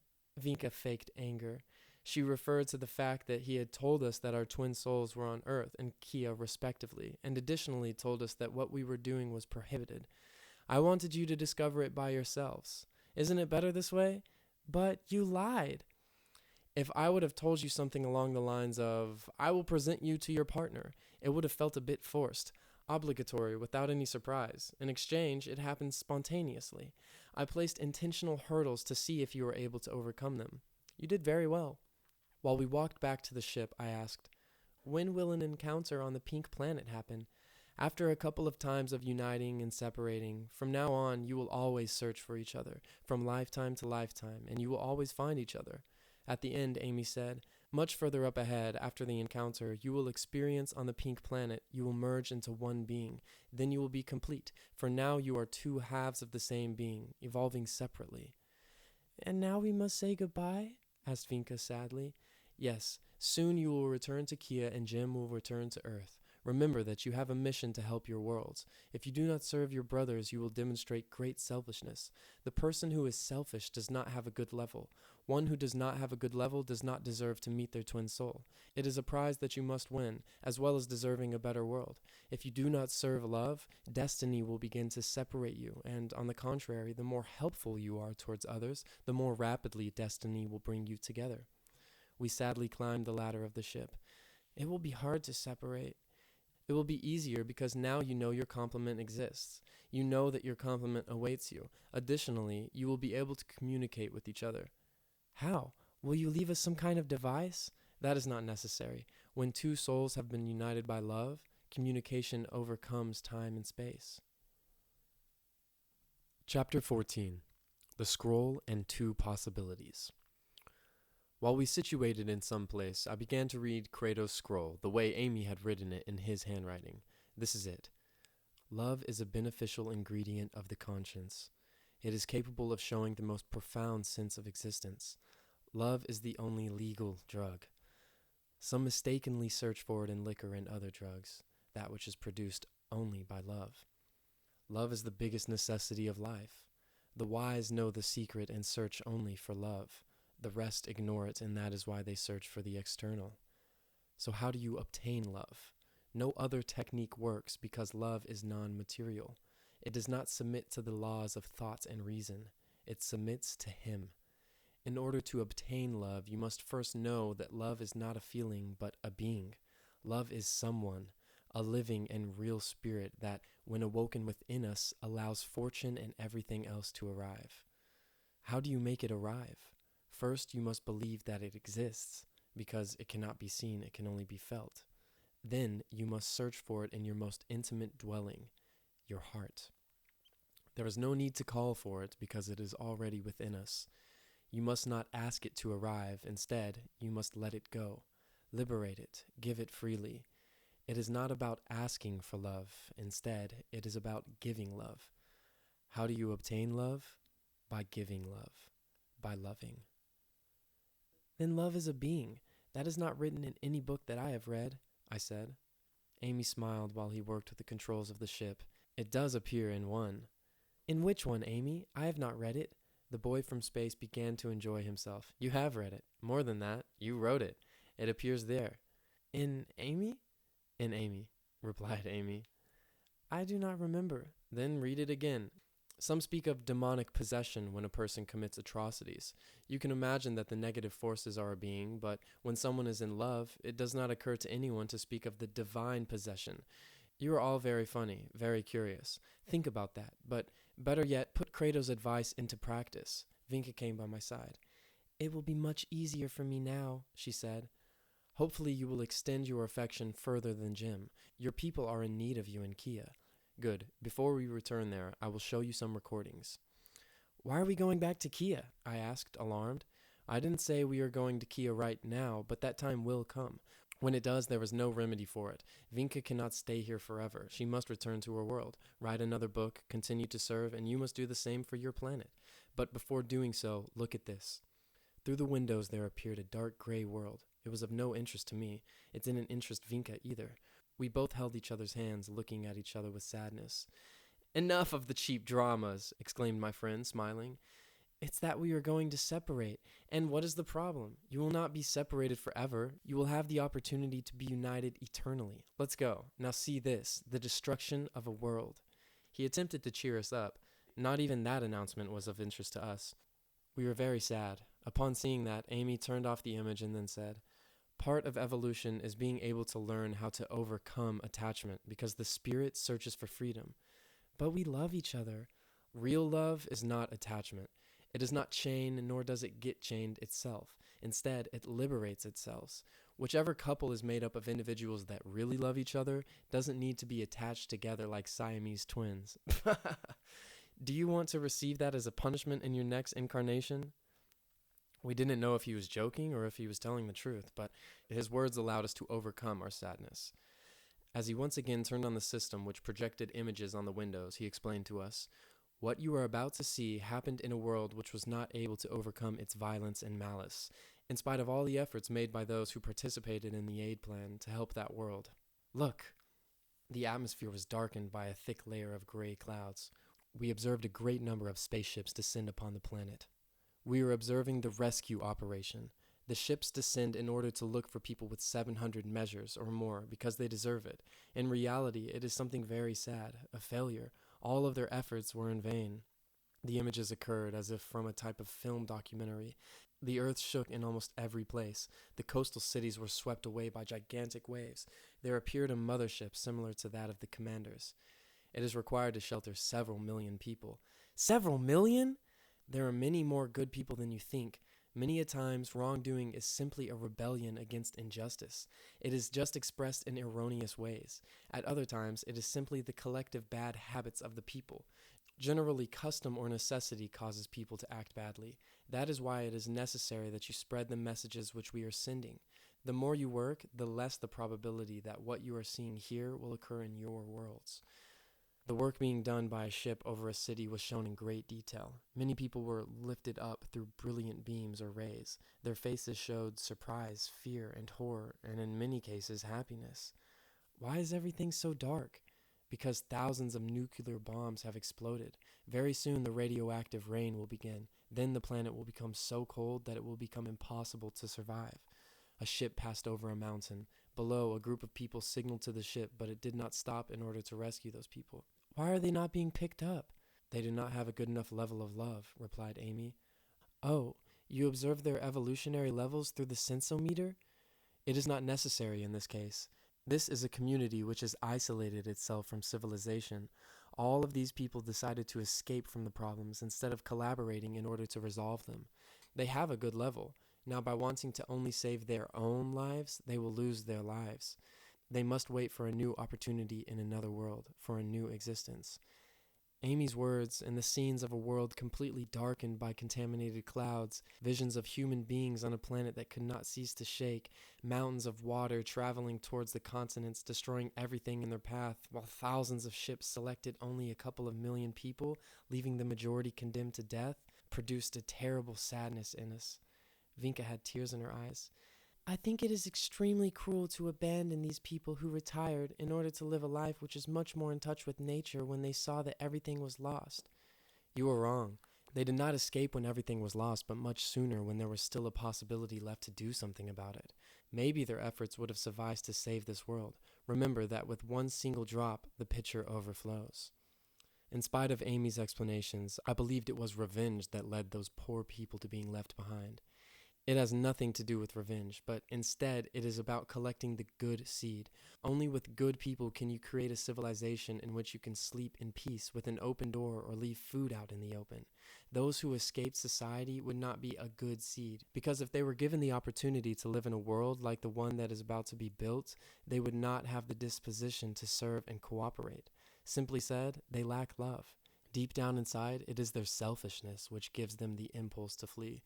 A selfishness which can disguise itself as anything: health, a clean life, purification, including spiritual evolution, but deep down inside, it is simply selfishness. It is as if a doctor would flee from a hospital for fear of contagion, as if his health was the only thing that was important.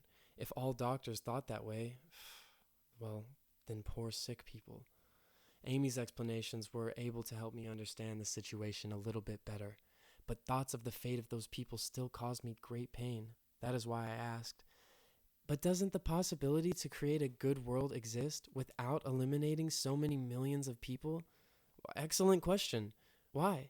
Because it is possible. Now, I will show you another recording. I have another video of an event that took place in another world. Let's watch it. Amy pressed the controls. New images appeared on the windows. This time, it showed a world very similar to Earth or Kia. Additionally, the people were almost identical to us, even the various races. In an important city of that world, there were many people standing before the doors of an enormous building.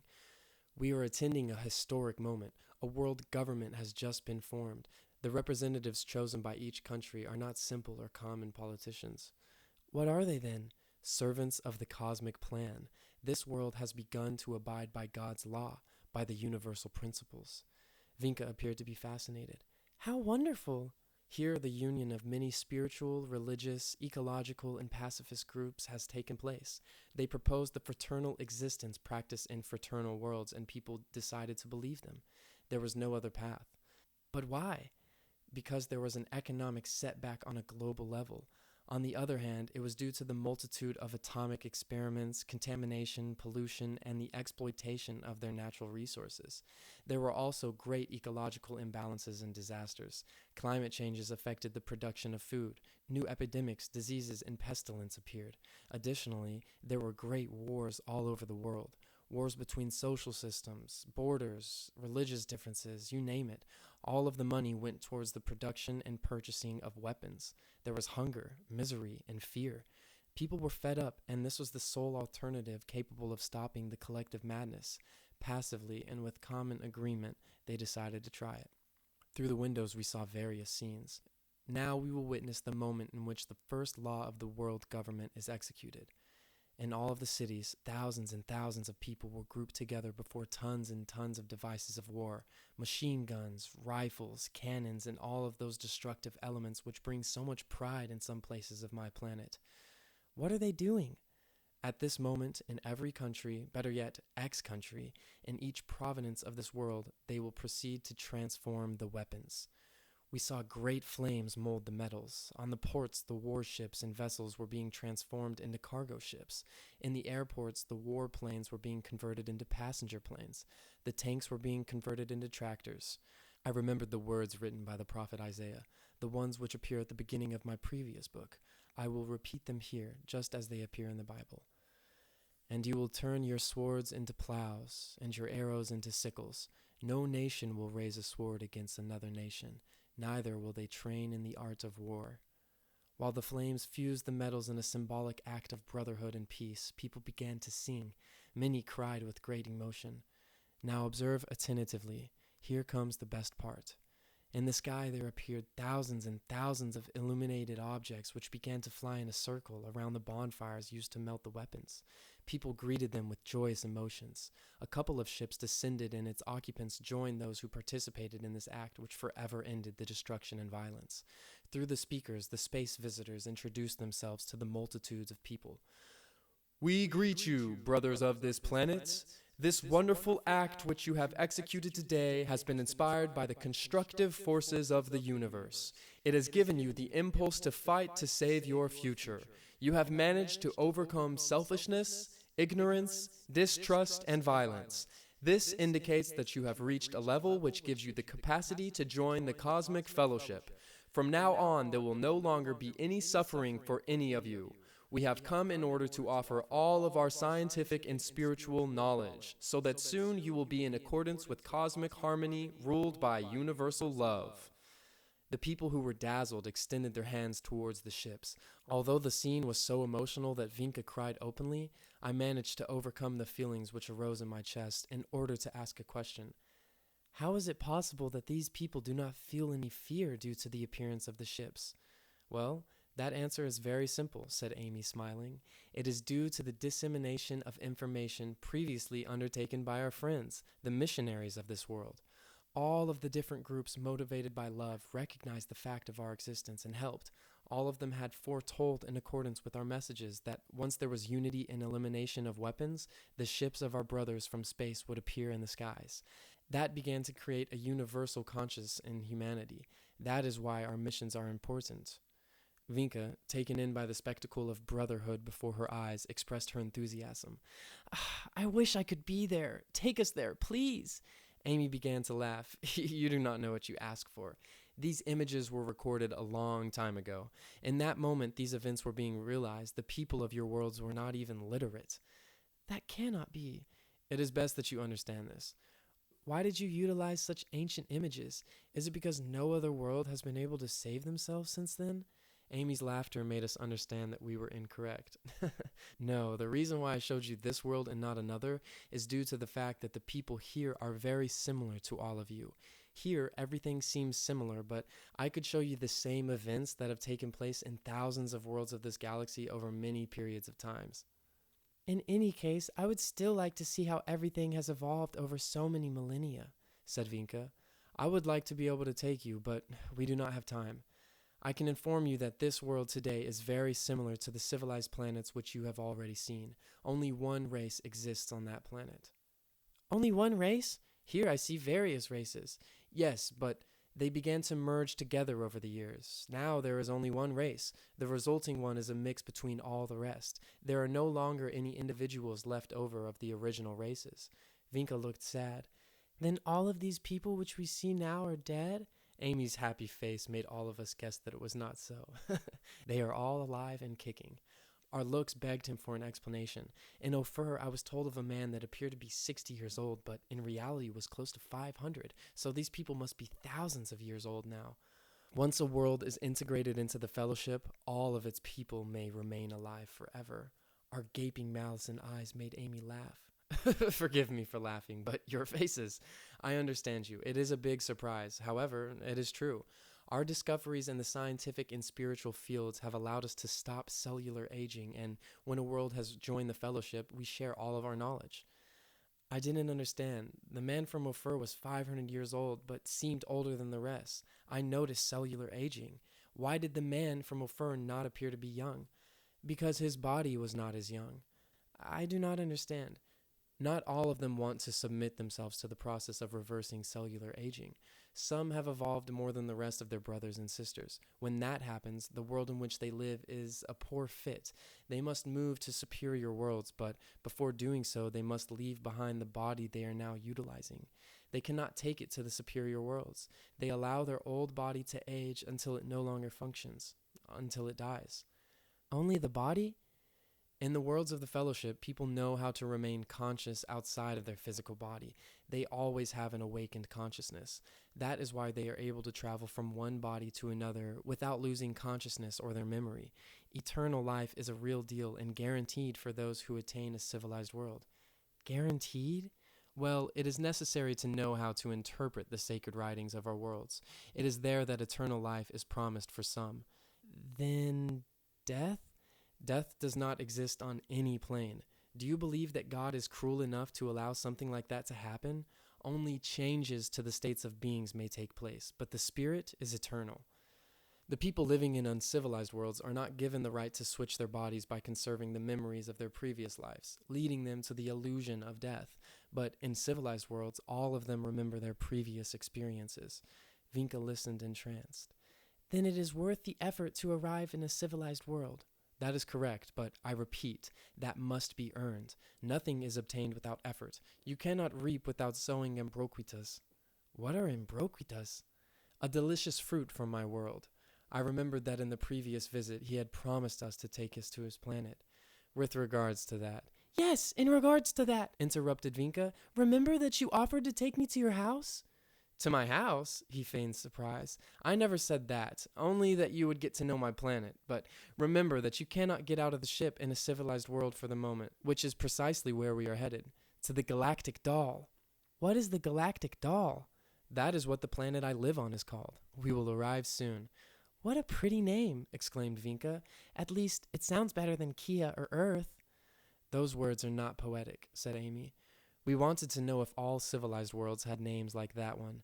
Almost all of them, although some do maintain their privative names. In general, we search for poetic names for all things. Worlds, regions, creatures, mountain, lakes, places, and pathways. Anything. In Kia, we use the last name of heroes. You mean to say warriors, corrected Amy. Since your worlds are violent and warlike, if you are more evolved, you would utilize names which belong to artists, scientists, and spiritual teachers. Once you have become more evolved, you will turn to more beautiful images. Excited by what she had just heard, Vinka came to my side and told me, Let's go, Jim. Let's take a walk to those fields. Let us take a walk to the street of the blue birds until we arrive at the plaza of the magic mirror. She took me by the hand, leading me into the interior of the ship. I liked the fantasy that she proposed, but I could not participate in her game. My imagination did not function when there were other people present. My timidness prevented me. If what you have to show is good for others, then forget the opinions they may have, said Amy from across the command room. Learn how to be yourself without asking for permission. Try to understand what a heart with wings means. Vinka did not like it when Amy interfered with her games using telepathy. Because of that, she pretended to speak through a speaker. We beg the commander to not intervene in the private matters of the other members of the ship. You are correct, said Amy. In civilized worlds, it is an ugly crime as well as disrespectful to invade the privacy of others. Vinka found a reason to make a joke. How is it that you are not in jail then? Amy replied between bursts of laughter. I have the great defect of being able to receive thoughts, and you, like good uncivilized people, think very loudly and at an atrocious volume. It is difficult to ignore the sound of a radio set to the highest volume. The thing is that you have still not learned to quiet your thoughts. Imagine the frightening cacophony that we would all have to deal with because we are telepathic. That is why, when we go on missions in your worlds, we prefer to travel through zones in which the noise is less. That really interested me, but I didn't want to contradict Vinka. Evidently, she wanted to have a conversation with me by ourselves, which is why I asked him mentally, In which zones of the worlds are the noise less? There are places in your world situated in areas which correspond to more subtle zones of the great organism your planet is. It is not the same in every place. A hair cell is not the same as a cell of the brain. The same goes for special places on the planet.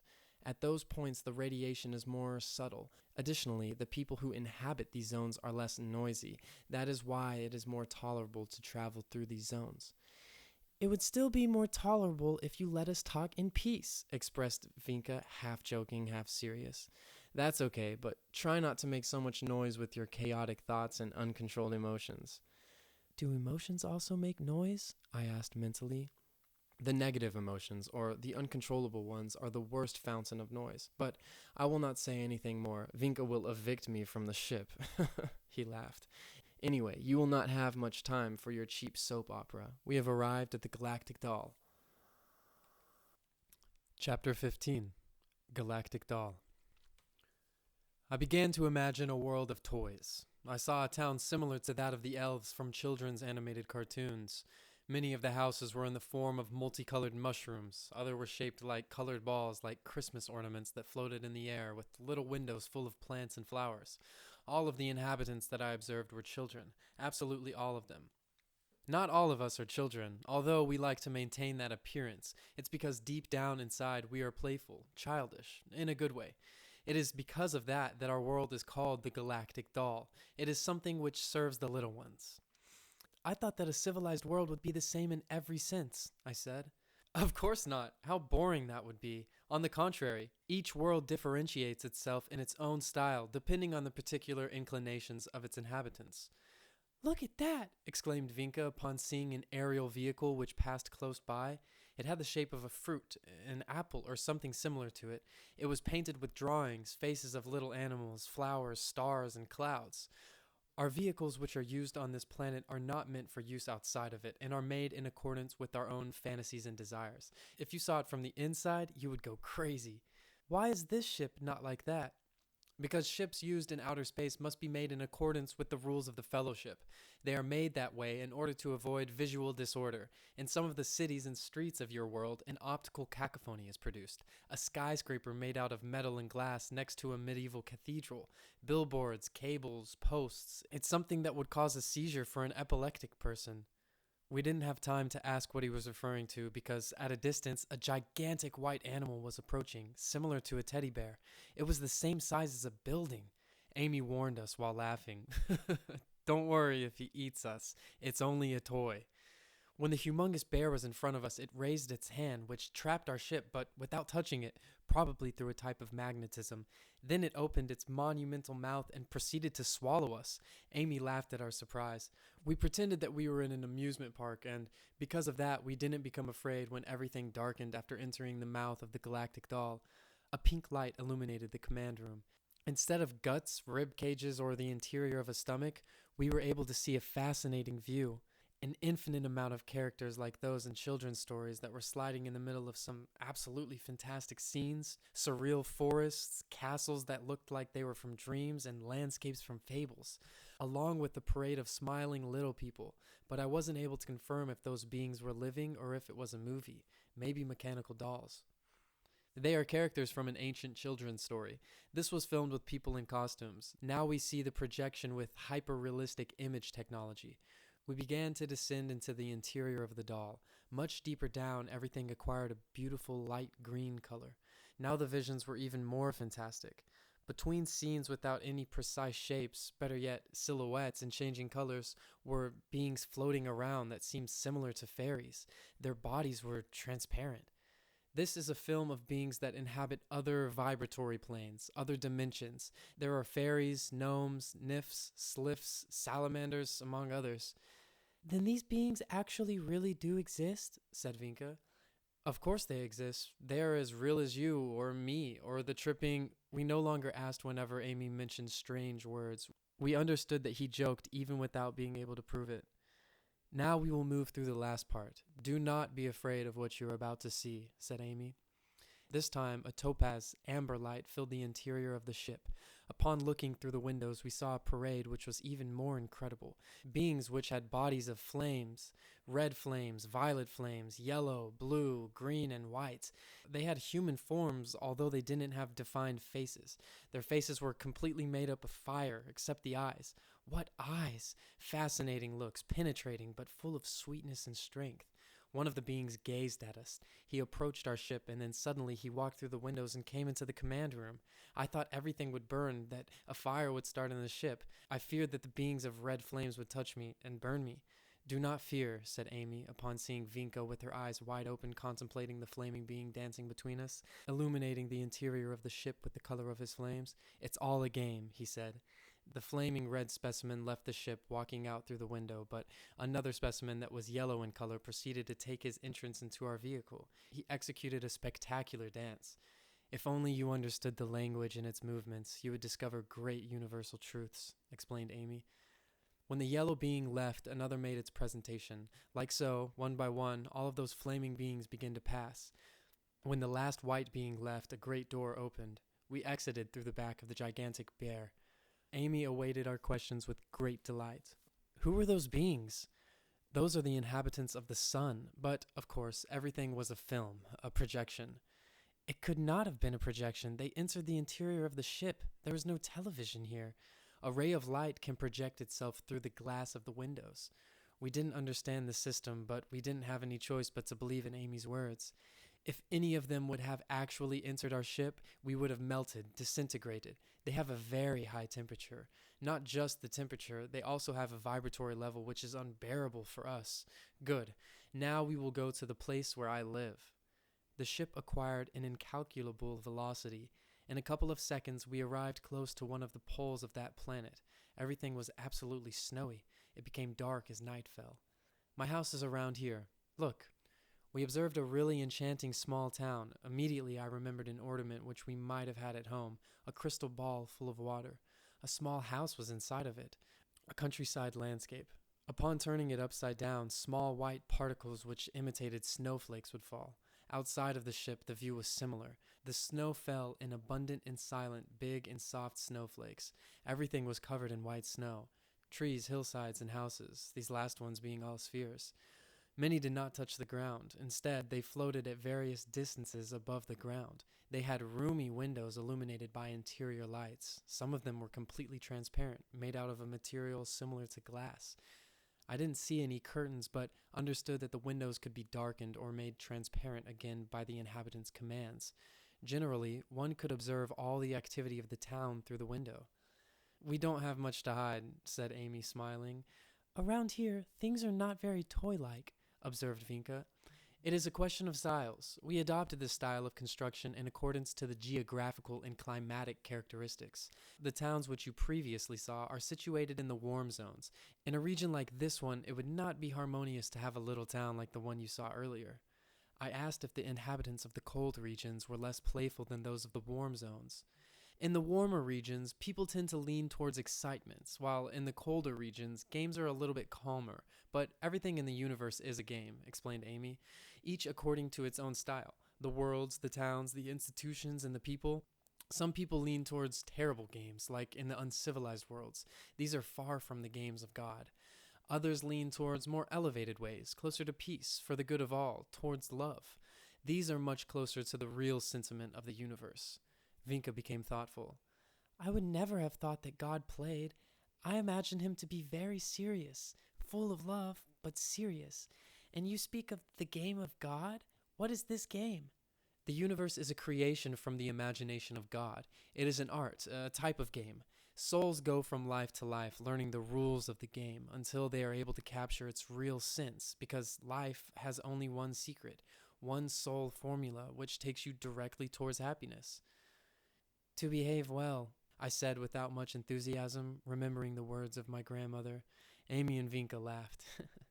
Soon after, our friend explained, "Behaving well can mean many things. If you are referring to obeying the rules and orders due to fear of punishment, that won't take you towards happiness, but there exists a form of behaving well which takes you towards good fortune without any doubt." "Then once and for all, tell us what it is," said Vinka impatiently. "The only secret, the only formula or recipe to live a happy life consists of living in love," said Amy, getting off the command chair. "I think you already said that." "Of course I have said so. By one way or another it has been said. Thousands of times it has been said.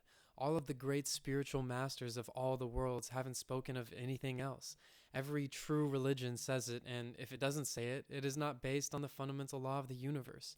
There's nothing new about love. It is the most ancient thing of the cosmos. However, there are millions and millions who think that love is a sentimentality, a human frailty or weakness, that to speak about love is something that stupid or naive people do, that if something good is a part of a human being, it is because of the intellectual side or theories, due to wisdom or material renouncement or brute force.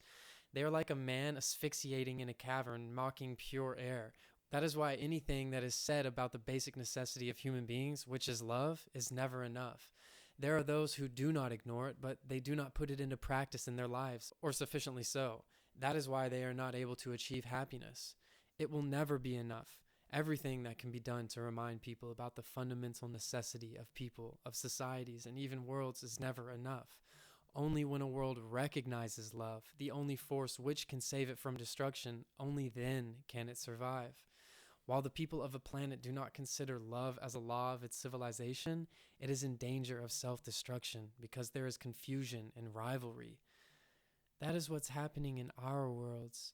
That is why your missions are so important. In reality, in these critical moments, there does not exist a labor or job more important than a contribution to save humanity.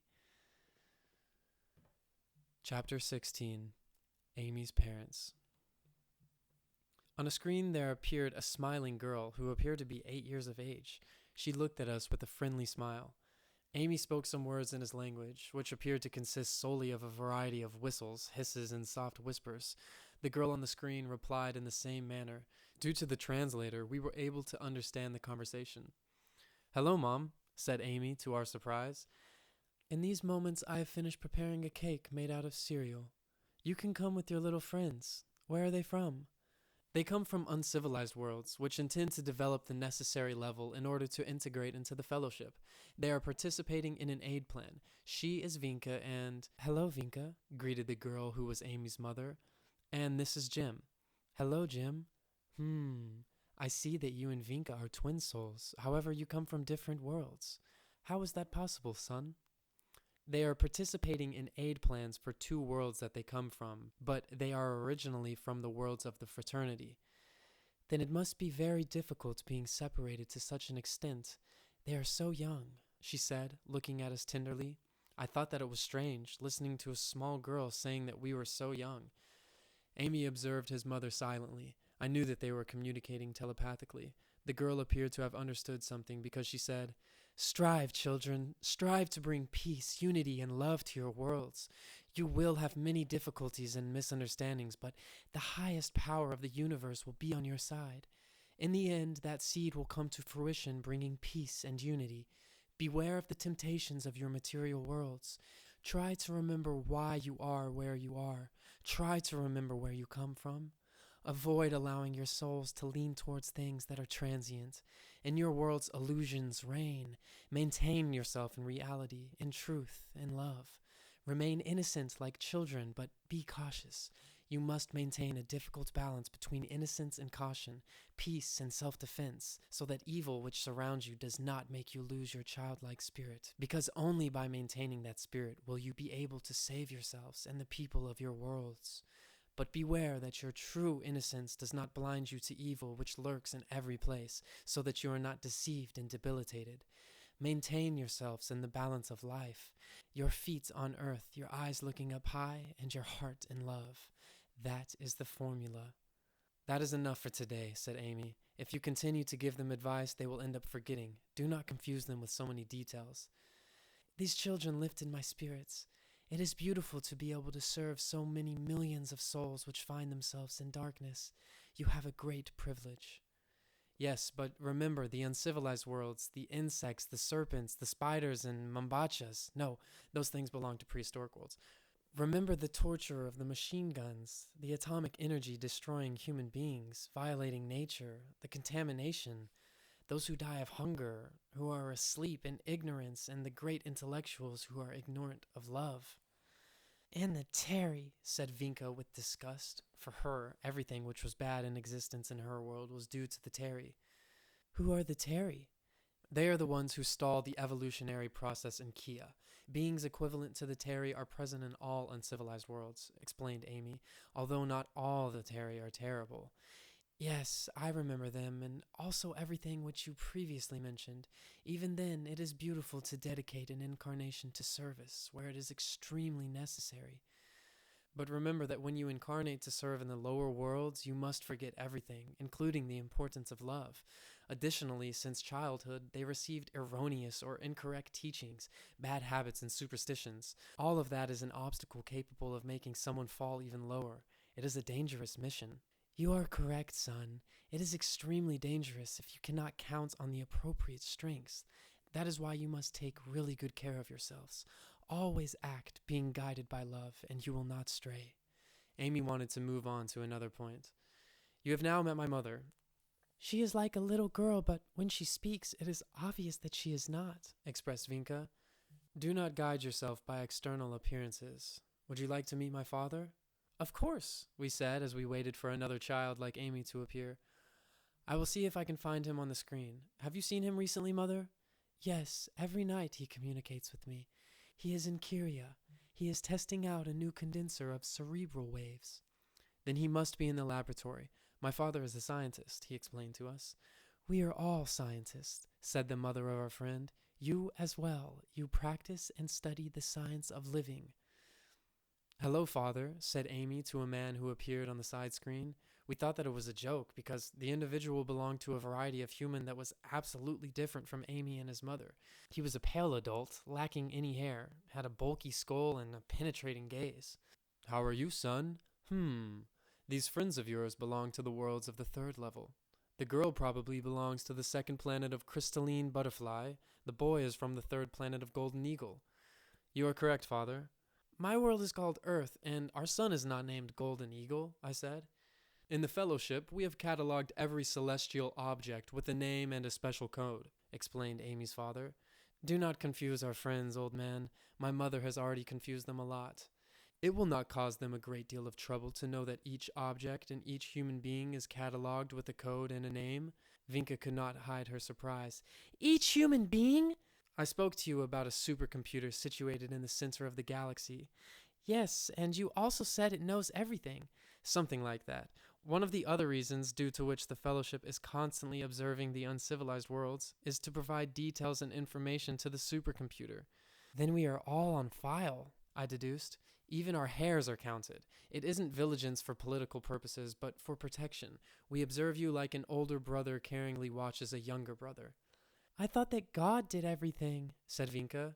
God does not do anything, said Amy's father. We didn't know if we were listening to heresy. Amy was enjoying himself as he observed our reactions. After laughing at us for a moment, he said, If a laborer wants a good harvest and he sits begging God but doesn't plant any seeds, he doesn't water it, nor does he toil over it as much as he prayed, will he obtain a harvest? In that case, no, but one always hopes that one will obtain God's help. If you toss a rock up into the air, it will fall over your head even if you ask for divine help, the man on the screen added. If you always plant flowers, you will obtain flowers. If you plant thorns, that is what you will obtain. Then what does God do? I asked. The child from the galactic doll explained. This whole cosmic game, with the laws which govern it, he places the fundamental energy into. His spirit of love, and in all of the things and in all of the souls, but from then on, we are the ones who act and not him. Why does God allow wars and injustice? Asked Vinka.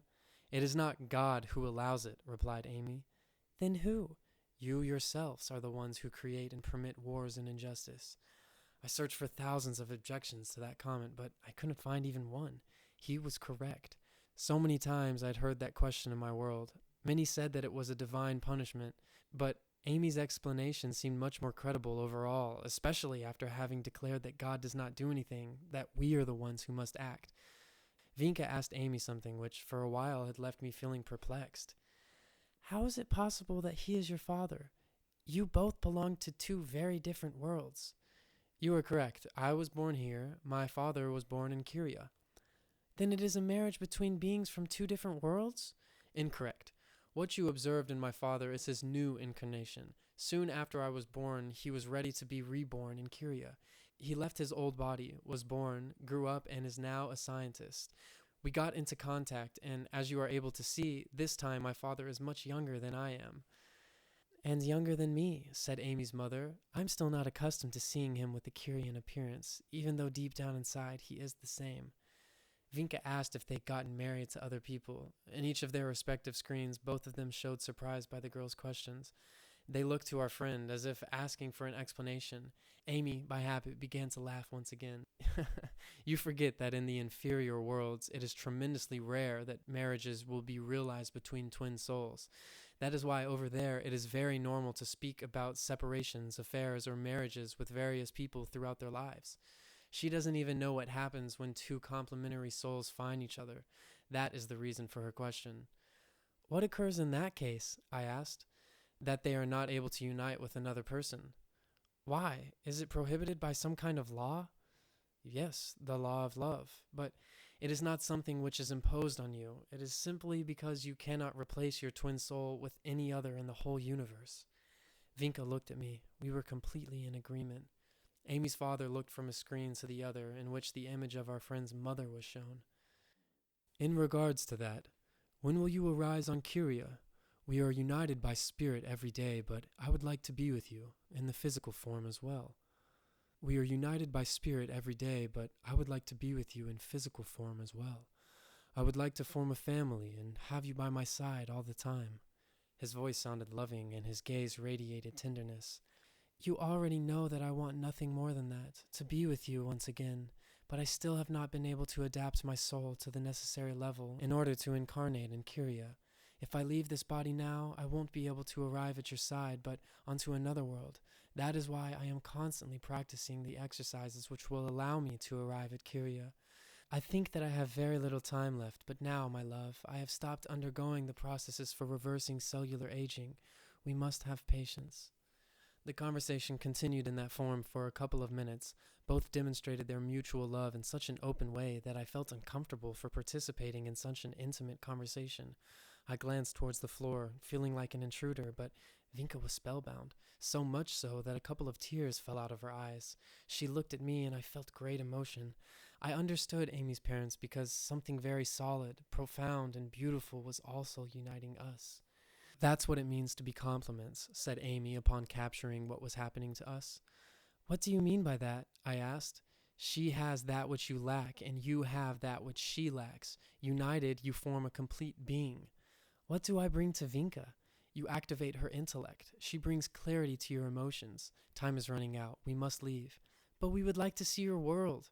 You have already seen a couple of places in the exterior part. You met my parents, saw my town, but remember that your people await you.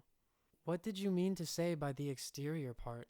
Amy smiled and said, From Earth, you already traveled millions of kilometers out into space, but you do not know what is happening a couple of kilometers beneath your feet, inside of the planet.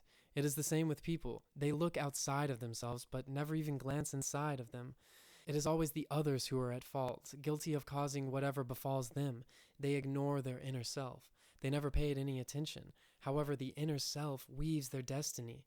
For the moment, your worlds are about to explode forever. The salvation of your planet is the first priority. When everything is good, when children have bread and they do not wake up to war, then you will have time to commit to the depths of the cosmos, of spirit and of science. For now, what you already know is enough to build a more humane world. To deny any efforts in that struggle, no matter what excuse, including the spiritual, is egotism and complacency. Amy's father, attentive to Amy's words, intervened. Yes, because spirituality refers to the internal being, which is all love. And since it is love, it does not remain indifferent before the suffering of others. That is why spirituality simply signifies love, said Amy. Is it necessary to say something which is so obvious? Asked his mother. In the uncivilized worlds, it is not something as obvious. Many believe that spirituality means complicated mental exercises and nothing more, to retire from their world, to feel mortified, to purify their body, to pray their whole lives or have some kind of faith, but nothing more. When there is no love, all of it is worth nothing. If there is love, this must be converted into acts of selfless service. Now that your worlds run the risk of an annihilation, no other service can be more useful than to search for peace and unity. I felt good to have the privilege of being in another world, receiving teachings from extraterrestrial beings, for knowing the fundamental law of the universe, and for being a missionary, lending service on Earth. The fact of being here, having a conversation with those beings, made me believe that I was one of them, almost as evolved as them. I thought of the planet which I must return to. I thought of my cousin and felt superior to him.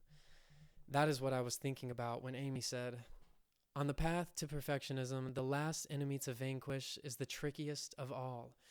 It is difficult to discover it because it disguises itself like the little animal of the earth. What is it called? One which acquires the color of the place which it finds itself standing? The chameleon, I said. Yes, that one. The last defect which hides itself is like the chameleon. Its name is spiritual pride or spiritual ego. It attacks precisely those who feel they are very advanced and on the path. It is a struggle to find it, but there is a formula. What is the formula? Every time that you discover yourself scorning or undervaluing someone by thinking that they have low spiritual evolution, it is acting upon you. The spiritual ego makes us feel very evolved. It leads us to looking down on others. It leads us to despise others. But love does not despise anyone, and it wants to serve all. That is the difference. Then those who have a lot of spiritual ego are extremely despicable? I said, remembering a classmate who criticizes those who do not go to Mass very often, and he thinks of himself as a saint. Amy laughed because of what I said. His mother smiled, looking at me with a little bit of tenderness, but neither I nor Vinka knew what was so funny. Amy's father observed me with his luminous glance, demonstrating sympathy. I felt myself blushing. What did I say that was wrong? Despicable are those who despise. That's like saying those who kill must be killed, or to steal from those who steal, to punish the poor with poverty, or the ignorant with ignorance. I was not able to understand with clarity what he meant to tell me. Jim, love cannot despise anyone, not even those who have spiritual vanity. Love is understanding. It manages to serve and not to condemn, just like a father does not condemn a child for his small errors. Spiritual vanity is still one of the steps that must be overcome to arrive at 700 measures. On the other side, that part of you which disapproves of the spiritual ego of the rest is not precisely your own spiritual ego. Instead of seeing condemnable impurities in people, if you see errors which can be easily overcome, then you are clean. But as long as you have something to condemn, Vinka protested. But the Terry are really despicable. We, the Shwama, want to live in peace, but they, due to their violence, dishonesty, ambition, and egotism, are bringing Kia to the brink of destruction. Is that something to applaud or condemn? The Terry, as well as those who have spiritual vanity, find themselves higher or lower in the process of perfection. We are all students in the school of life. It is not by condemning the errors of the past that a new world is built. It is by proposing new solutions for the good of everyone and by fighting to bring them into fruition that will bring about the salvation of all the worlds who have been integrated into the fellowship. Although for Vinka it would be most convenient to eliminate the Terry from Kia. Correct, little friend? Asked Amy as he laughed. She blushed upon understanding that our friend was aware of her most intimate thoughts. Another one who wants an eye for an eye, laughed the boy from the stars. Vinka defended herself. While the Terry exist, we will not be able to build a world of peace. They will not permit it. We will not be able to establish a system based in honesty while there are dishonest people. Vinka's vehemence gave the extraterrestrial child much amusement. It produced great admiration in me. She looked pretty like that, a little bit upset. Kia finds itself, as well as Earth, on the threshold of passing from the third into the fourth evolutionary level, said Amy. His father interrupted. Worlds from the first level are those that do not have life. Those from the second level have life, but it is not yet human. On the third level, humanity appears. It is this level that your worlds are on. And which is the fourth level? I asked. In those worlds, the humans have united to form one great family, according to universal principles. Not all worlds pass the test. Some destroy themselves, intending to do so. Which test? The one which must be passed by the humans of every planet to arrive at the fourth evolutionary level. This test exists so that some can pass and others fail. It is a selective process. What does all of this have to do with what I said in regards to the impossibility of being able to bring out pacifism in dishonest people like the Terry? Every time that a planet attempts to pass from one level to another, phenomena which were not known before are produced, explained Amy. It is as if the entire world was shaking and waking up. That generates new energies and vibrations which are finer and more elevated.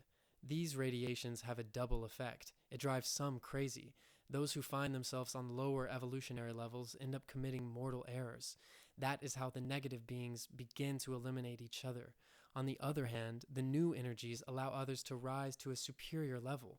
That is how the planets get rid of creatures which are no longer helpful or convenient for their evolution.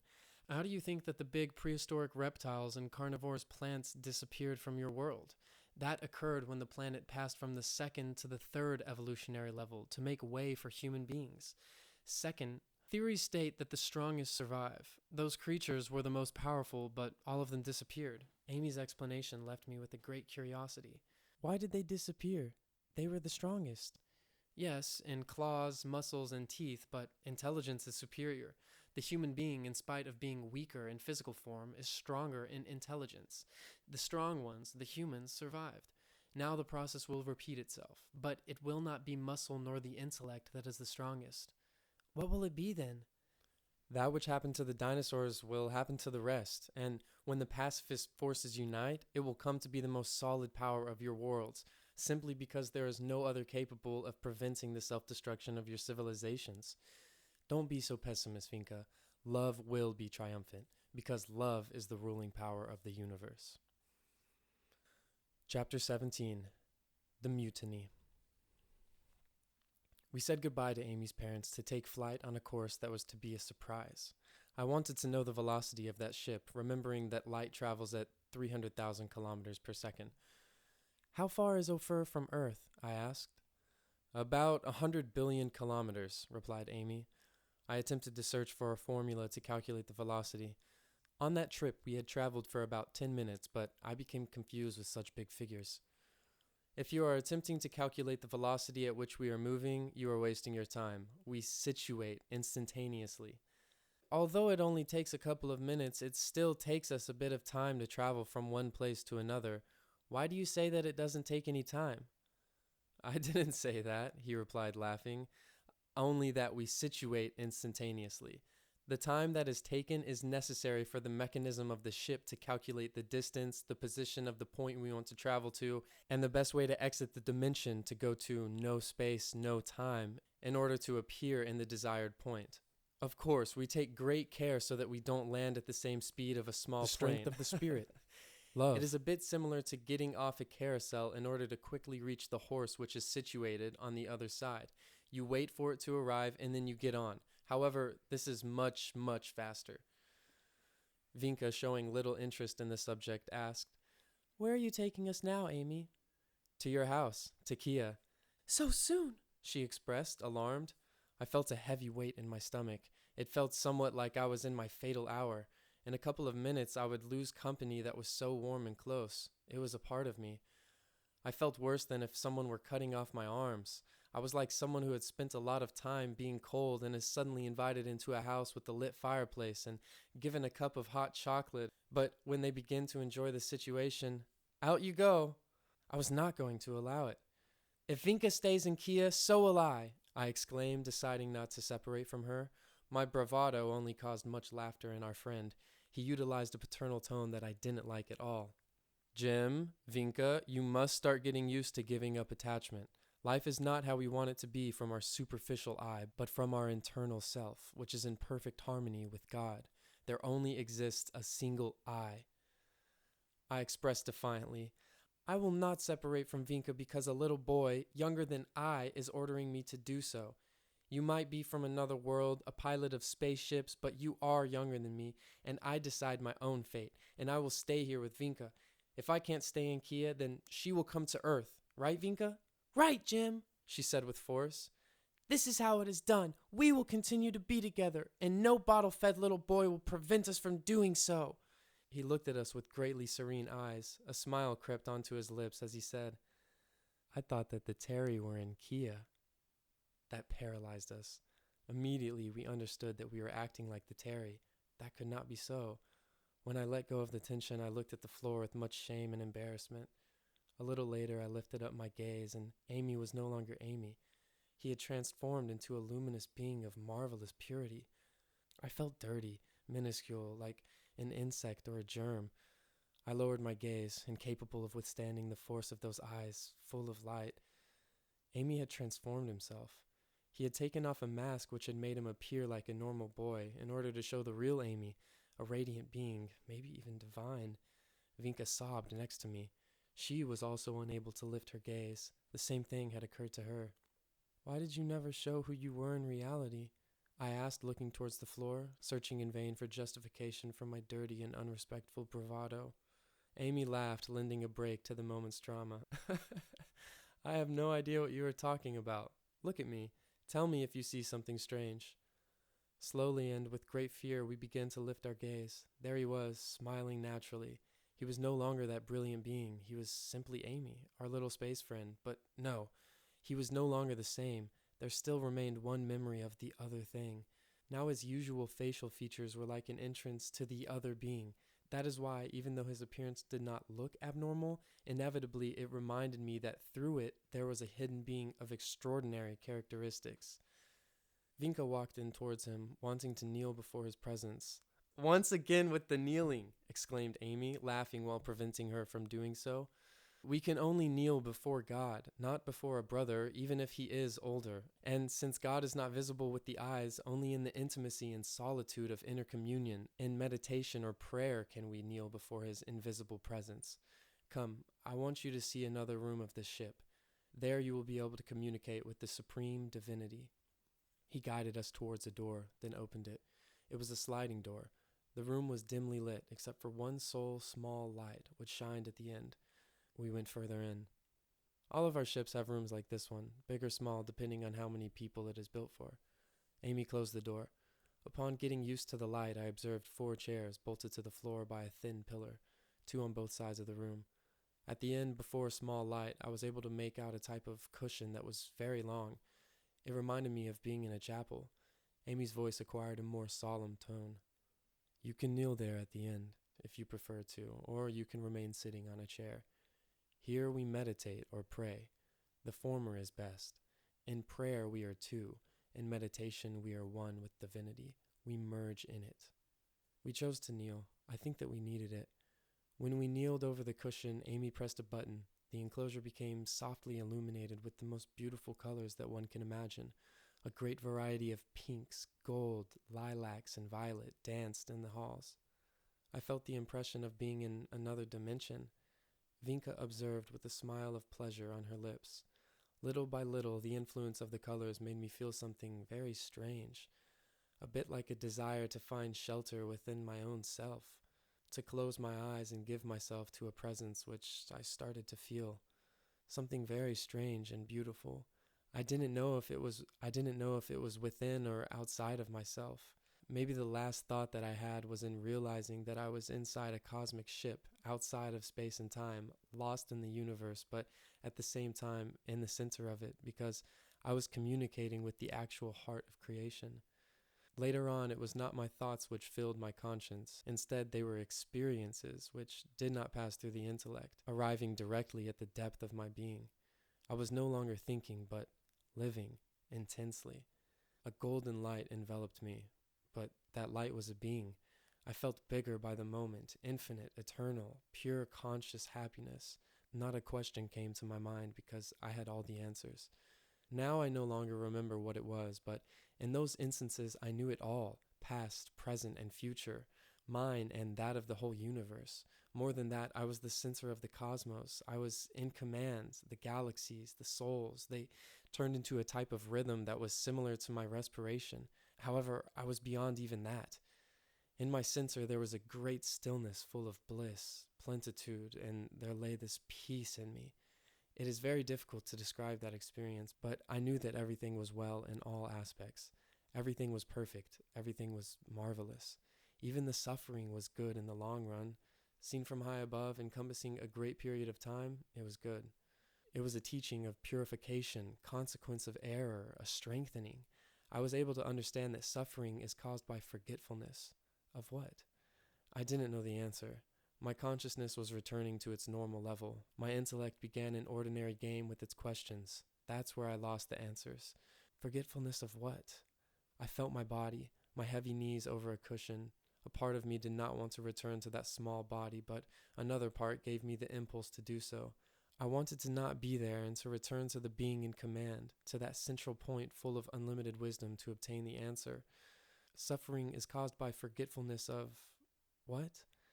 For a few moments I was able to repeat the experience, but a force took me out of there, returning me to the ship and into my heavy body. "Remember your mission," a voice appeared to say.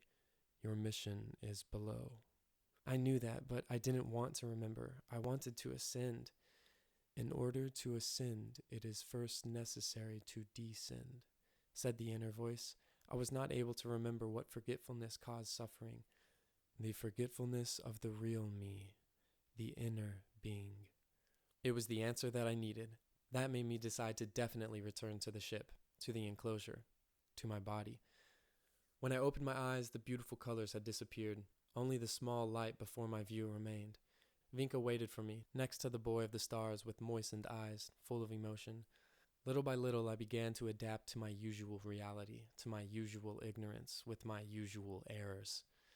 The forgetfulness of the inner being, I said, intending to remember the feeling of those words which were beginning to lose significance for me.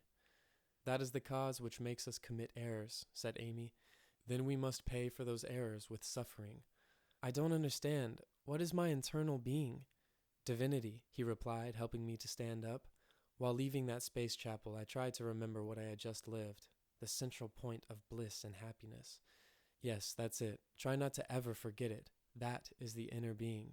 If you were always able to act from that part of your being, you would not commit errors and you would not have to suffer. You are correct, Amy. I experienced something where I was pure wisdom, where I was all love, said Vinka. Wisdom and love, you see, that is why you are a complementary couple. Each of you manifests a part of the divinity. Amy walked towards the controls of the ship. Look, we are now arriving to Kia. I hope that you will not once again attempt a mutiny. His words made us remember our offense towards him, and later his change from a normal to a radiant child. Explain to us, please, how you were able to procure that change in you. The major change was produced in yourselves. For an instance, you were able to see things just the way they are beyond appearances. We are all much more than we appear. We are all luminous beings, but only in certain moments are we able to capture our real dimension or that of others.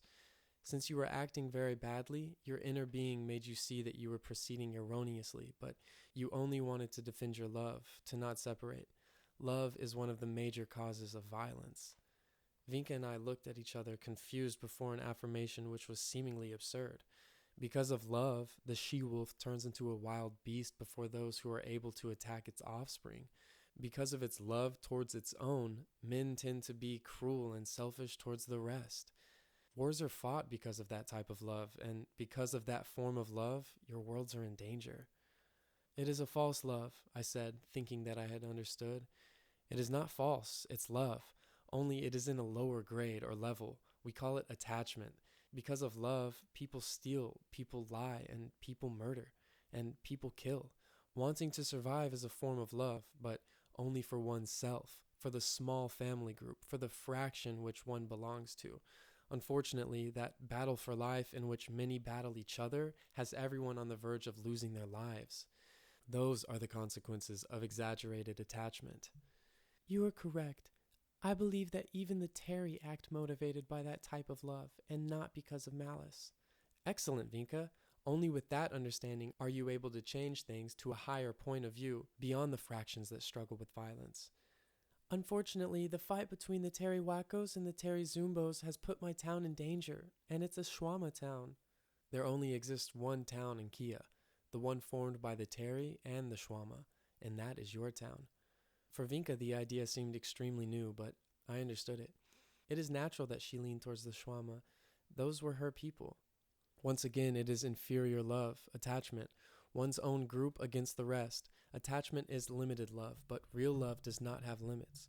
Up until this moment, the communities of your worlds have survived through attachment, but now they intend to pass from the third into the fourth evolutionary level. If you want to survive, you must leave attachment on the side and guide yourself by real love. You will not destroy yourselves without remedy by any other way. This is universal law. Attachment functions more or less well in the divided worlds, but only while that division does not cause any danger to the entirety of humanity, while the scientific level is not very high. When it is, in the case of your worlds, either you toss aside selfishness or you destroy yourselves. It is not possible to build a just and peaceful world without renouncing that unbalanced love and selfishness, which is attachment. Why is it unbalanced? Because love is of two types, for oneself and for the rest. It is like breathing. The air comes and goes. When there is attachment, it is like inhaling more than you expel. Everything for myself, more for oneself, one's own family, one's own faction, less for the rest. That is not balance. Love your neighbor like yourself, I said, repeating a lesson from my religious class. That is said by the just. How is it that you know that? Asked Vinka. Who is the just? I asked. A great teacher from Kia's past. That is a great universal law. That is what I'm trying to explain to you. It is real love, balanced, much for others and much for ourselves, and always in the same measure, so that this equilibrium does not cease. I asked what happens when there is more love for the rest and less for oneself. There is also an imbalance there. It is like expelling all of the air without inhaling any. In a couple of minutes you will become stiff. Balance seems to be a very important word, said Vinka. Love the Terry as much as the Shwama, expressed Amy, smiling. I will really try. The board indicated that the ship was not visible to the eyes of the people of Kia. We found ourselves suspended on the outskirts of a city, similar to any of the ones on Earth. I was not interested in looking at the city. The moment of separation was approaching closer by the second. Who knows until when? I thought sadly with the tightness in my chest. Until you finish the next book. It can be called something like Amy Returns Once Again. You might have much knowledge and powers, I said, but grammar is not your strength. Why, Jim? Because if it says returns, it is not necessary to say once again. That is implied. It is enough to say Amy returns. You are correct. Language is not my strength. That is due to the fact that we practically do not utilize it. We prefer telepathy. It is more secure and accurate. But you talk to your parents. Yes, but that was because of courtesy to you guys. When visitors arrive that do not know our language, we must utilize the language of the visitors if they know it. I don't know how I remembered those details from the conversation. My attention was focused on the sad goodbye, but when I dictate to Victor, the memory arrives. Well, Amy said that they would help me telepathically. Chapter 18. Expensive Weapons. Your family waits for you down below, Amy reminded Vinka. I care less about my family than I do about Jim, she said while we held hands. I don't speak of your small family, but of your great family, the humanity of Kia. Remember your mission, the commitment you made before coming to this world. If people like you do not spread the news about our involvement in a cosmic and divine plan motivated by love, they will continue to believe that we are invading monsters and will remain incapable of remaining unhurt by our presence.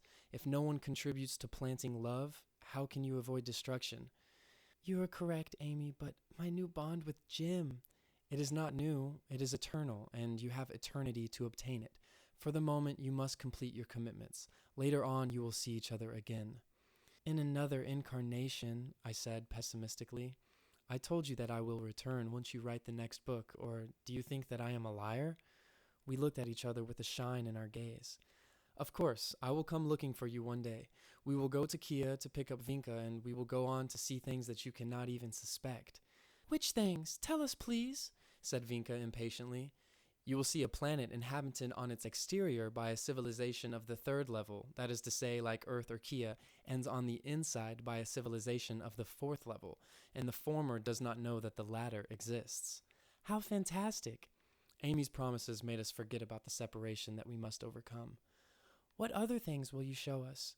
A civilization under the sea, also an artificial world built by humans. That is something which you cannot imagine. Our gaping mouths made our host laugh. There are millions of those throughout the universe. That is a superior form of civilization. They are in really gigantic ships. After meditating for a while, I said, I thought that living in contact with nature was the superior form of civilization, but you say that something artificial is. When man acts in harmony with the eternal principles, the entire universe is inherited by him, and he can make use of it for his happiness, using all his imagination and technology which he is capable of obtaining. It is the same with every person. That which your soul imagines, you can and must realize it with effort, perseverance, and faith. But you do not even dream of eradicating the weapons for which you pay with hunger and suffering. Do you know how much money is wasted in your world on weapons in only 15 days? I don't have the slightest idea, I replied. Enough money to feed half of the world's population for... Do you know how much time? I attempted to do the math.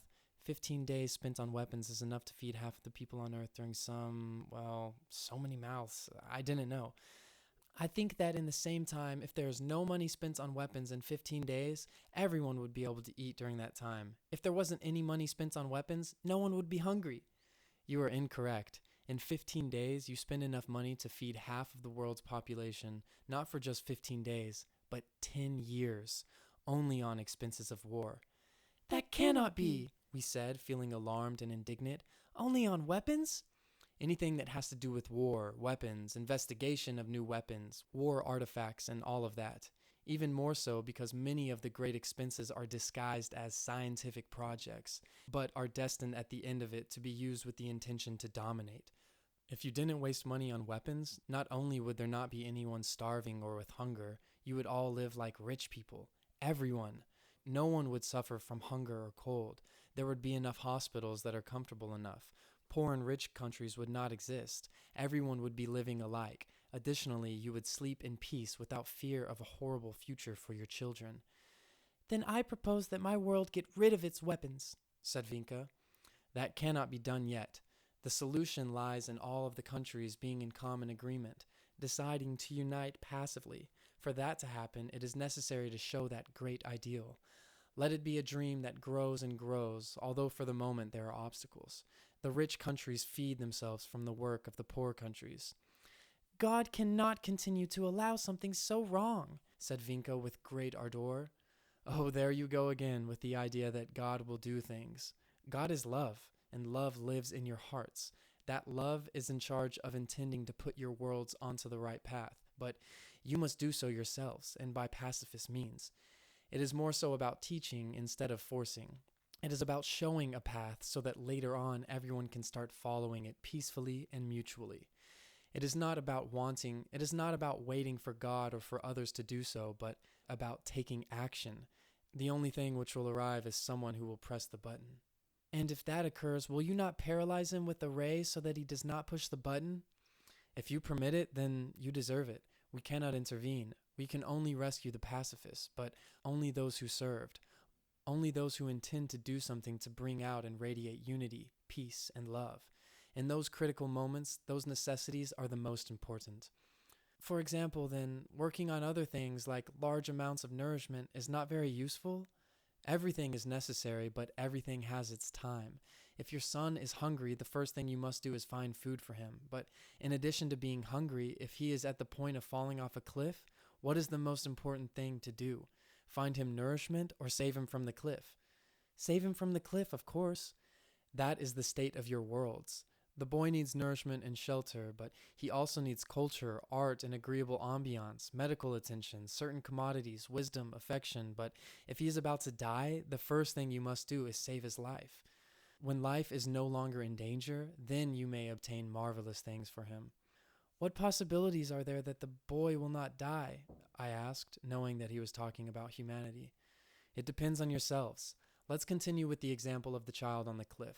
Let us suppose that 3 little brothers have managed to grab a child by the clothing as he hangs over the abyss, but they do not have the strength to lift him up. What must they do? Well, yell for help, call out for the parents and the rest of his brothers. That is what your books are for. They are a warning call for help, but if one of the 3 gives up and says that everything is lost and leaves, what will happen? Maybe the other 2 will tire and the boy might slip between their hands. That is why, as long as people retire from that type of service, major possibilities of disaster exist. Maybe your participation causes the balance to tip from one side to another. Maybe your world depends on you. You, who reads this book, and according to your actions, may be judged for the fate of the whole planet. Amy asked us to write these last words in our book exactly as he said them. He says that it reflected a superior system of things. I didn't understand, but I wrote it just like he dictated, with the call to the reader. "Are you hungry?" asked Amy. We thought that question almost appeared to be an insult. We were full of melancholy. "Then you must need a battery recharge. Come, sit down." On the base of our neck, he placed the apparatus that produced the effect of 8 hours of sleep in only 15 seconds. When I awoke, everything was fine. There was no longer any sadness in me. On the contrary, little by little, I began to remember the separation, although now the effect was a little bit less. "When I see you once again, I will tell you about many other things." Vinka looked at me with a sweet sadness in her gaze. Then she turned towards Amy and said, "The main reason to wait for your return is not so much to obtain new knowledge or to visit other worlds, but to once again see Jim." She walked to my side and we held hands. "You make a lot of noise," said Amy. "I will go meditate a couple of minutes to clear my head. Use this time to say goodbye, to tear at each other's clothing, to scratch the floor, to attempt mutiny and suicide. After all that useless destruction, Vinka will descend and Jim will return to Earth." He left to lock himself in the room to meditate. In spite of our sadness, we could not help but smile at Amy's words. I think that they comforted us. This last part is intimate and sad. That is why I will avoid entering into details. You must forgive me. I appeal to your understanding.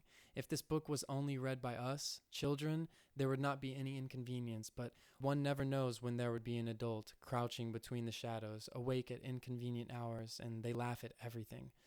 At the possibility that there might exist good and peaceful extraterrestrial beings with the intention to fight for a united world, a just and peaceful world, and everything else. If you tell them that love is the fundamental law of the universe, they twist in laughter. That is why it is preferable not to speak in front of them of profound things like the truth and feelings. It's already been said in an ancient Chinese adage that I read in one of Victor's books. I am not sure if I remember it very well, but I think it said something more or less like this. When an adult is spoken to about love, he laughs, and if he does not laugh out loud, he has not been told about real love. Vinka left and I felt alone. Although in the night, before going to sleep, I close my eyes, calm my mind, and after a couple of minutes it feels as if she melds into me. Well, these are things of children. During our trip back to Earth, Amy wanted to show me images from the past, Jesus in action, Julius Caesar, and I don't remember who else. He also tried to persuade me to see images of myself when I was a baby, but nothing interested me. I locked myself in the meditation room.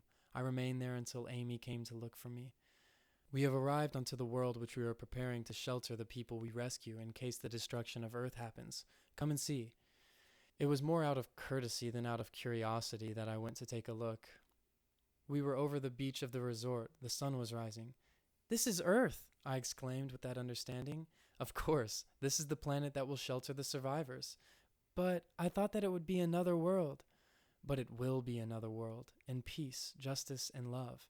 If destruction takes place, we will avoid a total loss and rescue those who deserve it before great tragedies are produced. Then we will clean the planet of all contamination and impurities and set up the rescued people there so that they can build a beautiful world, although it is preferable that it be achieved without any destruction." "You said that you were preparing another planet for that event." "I didn't say another one. I spoke about a world, but I never said its name. The geological work that you witnessed also forms parts of this preparation which we are carrying out. Cheer up. There will not be a total destruction of the planet Earth." That did not cheer me up. Neither did it sadden me. I could only think of Vinka. Amy intended to appear optimistic in order to affect me with good humor. "Then in the next trip, I will show you these images. Jim in diapers. Can you imagine? Vinka will have a great laugh." I asked him for forgiveness for my lack of encouragement. He said that it was useless junk, that it would pass soon, but that he understood me. The door opened and there appeared a yellow light. We tightly embraced. I said goodbye and entered the light that would carry me onto the beach. Not goodbye, but until later. I heard his encouraging words while I descended. Like last time, when I reached the sand and looked towards the sky, I could no longer see anything. The UFO was invisible. At that time, I heard a great commotion in Victor's tent. "What the hell is going on? Ah!" My cousin appeared through the opening and he came out shouting and fleeing. A couple of steps later, he stopped. That made me return quickly to reality. "What's going on, Victor?" "Jim, in there! There is an enormous—" "What is it, Victor?" "An elephant!" "What? An elephant? That is impossible. In that little tent?" "But it is there. It's enormous. I woke up all of a sudden when I felt its enormous foot on my chest. Fortunately, I was able to escape." I understood what had happened. Amy used his hypnosis to play with Victor and helped me out of my sadness. He achieved it in part. Very decidedly, I walked towards the tent. "Careful, do not do it!" I lifted the folds of the opening to the entrance. The tent was empty. "Look, there's nothing there." My cousin appeared perplexed. "But—" "You were dreaming." We lit a bonfire and prepared breakfast. "Why are you so strange, so sad?" he asked me upon noticing my mood. It was then that I realized how I could close that case once and for all. "It was because I went to see that rock." "When?" "Before you awoke. That is why you saw me outside of the tent. I was returning." "You are so disobedient." "Well, and?" "Why do you think I am sad?" He could think what he wished. It was no longer necessary to convince anyone of the reality of the existence of Amy. My own faith was enough from then on. "You see, did I not tell you so? It was a dream. It was just a dream." "Just like your elephant?" That's right, exactly. That's exactly it. There are dreams that appear to be real, but they are only dreams. It is not good to confuse the imaginary with reality. Conclusion. It is not good to confuse the imaginary with reality, however, Amy said. Everyone lives in the universe that he is capable of imagining.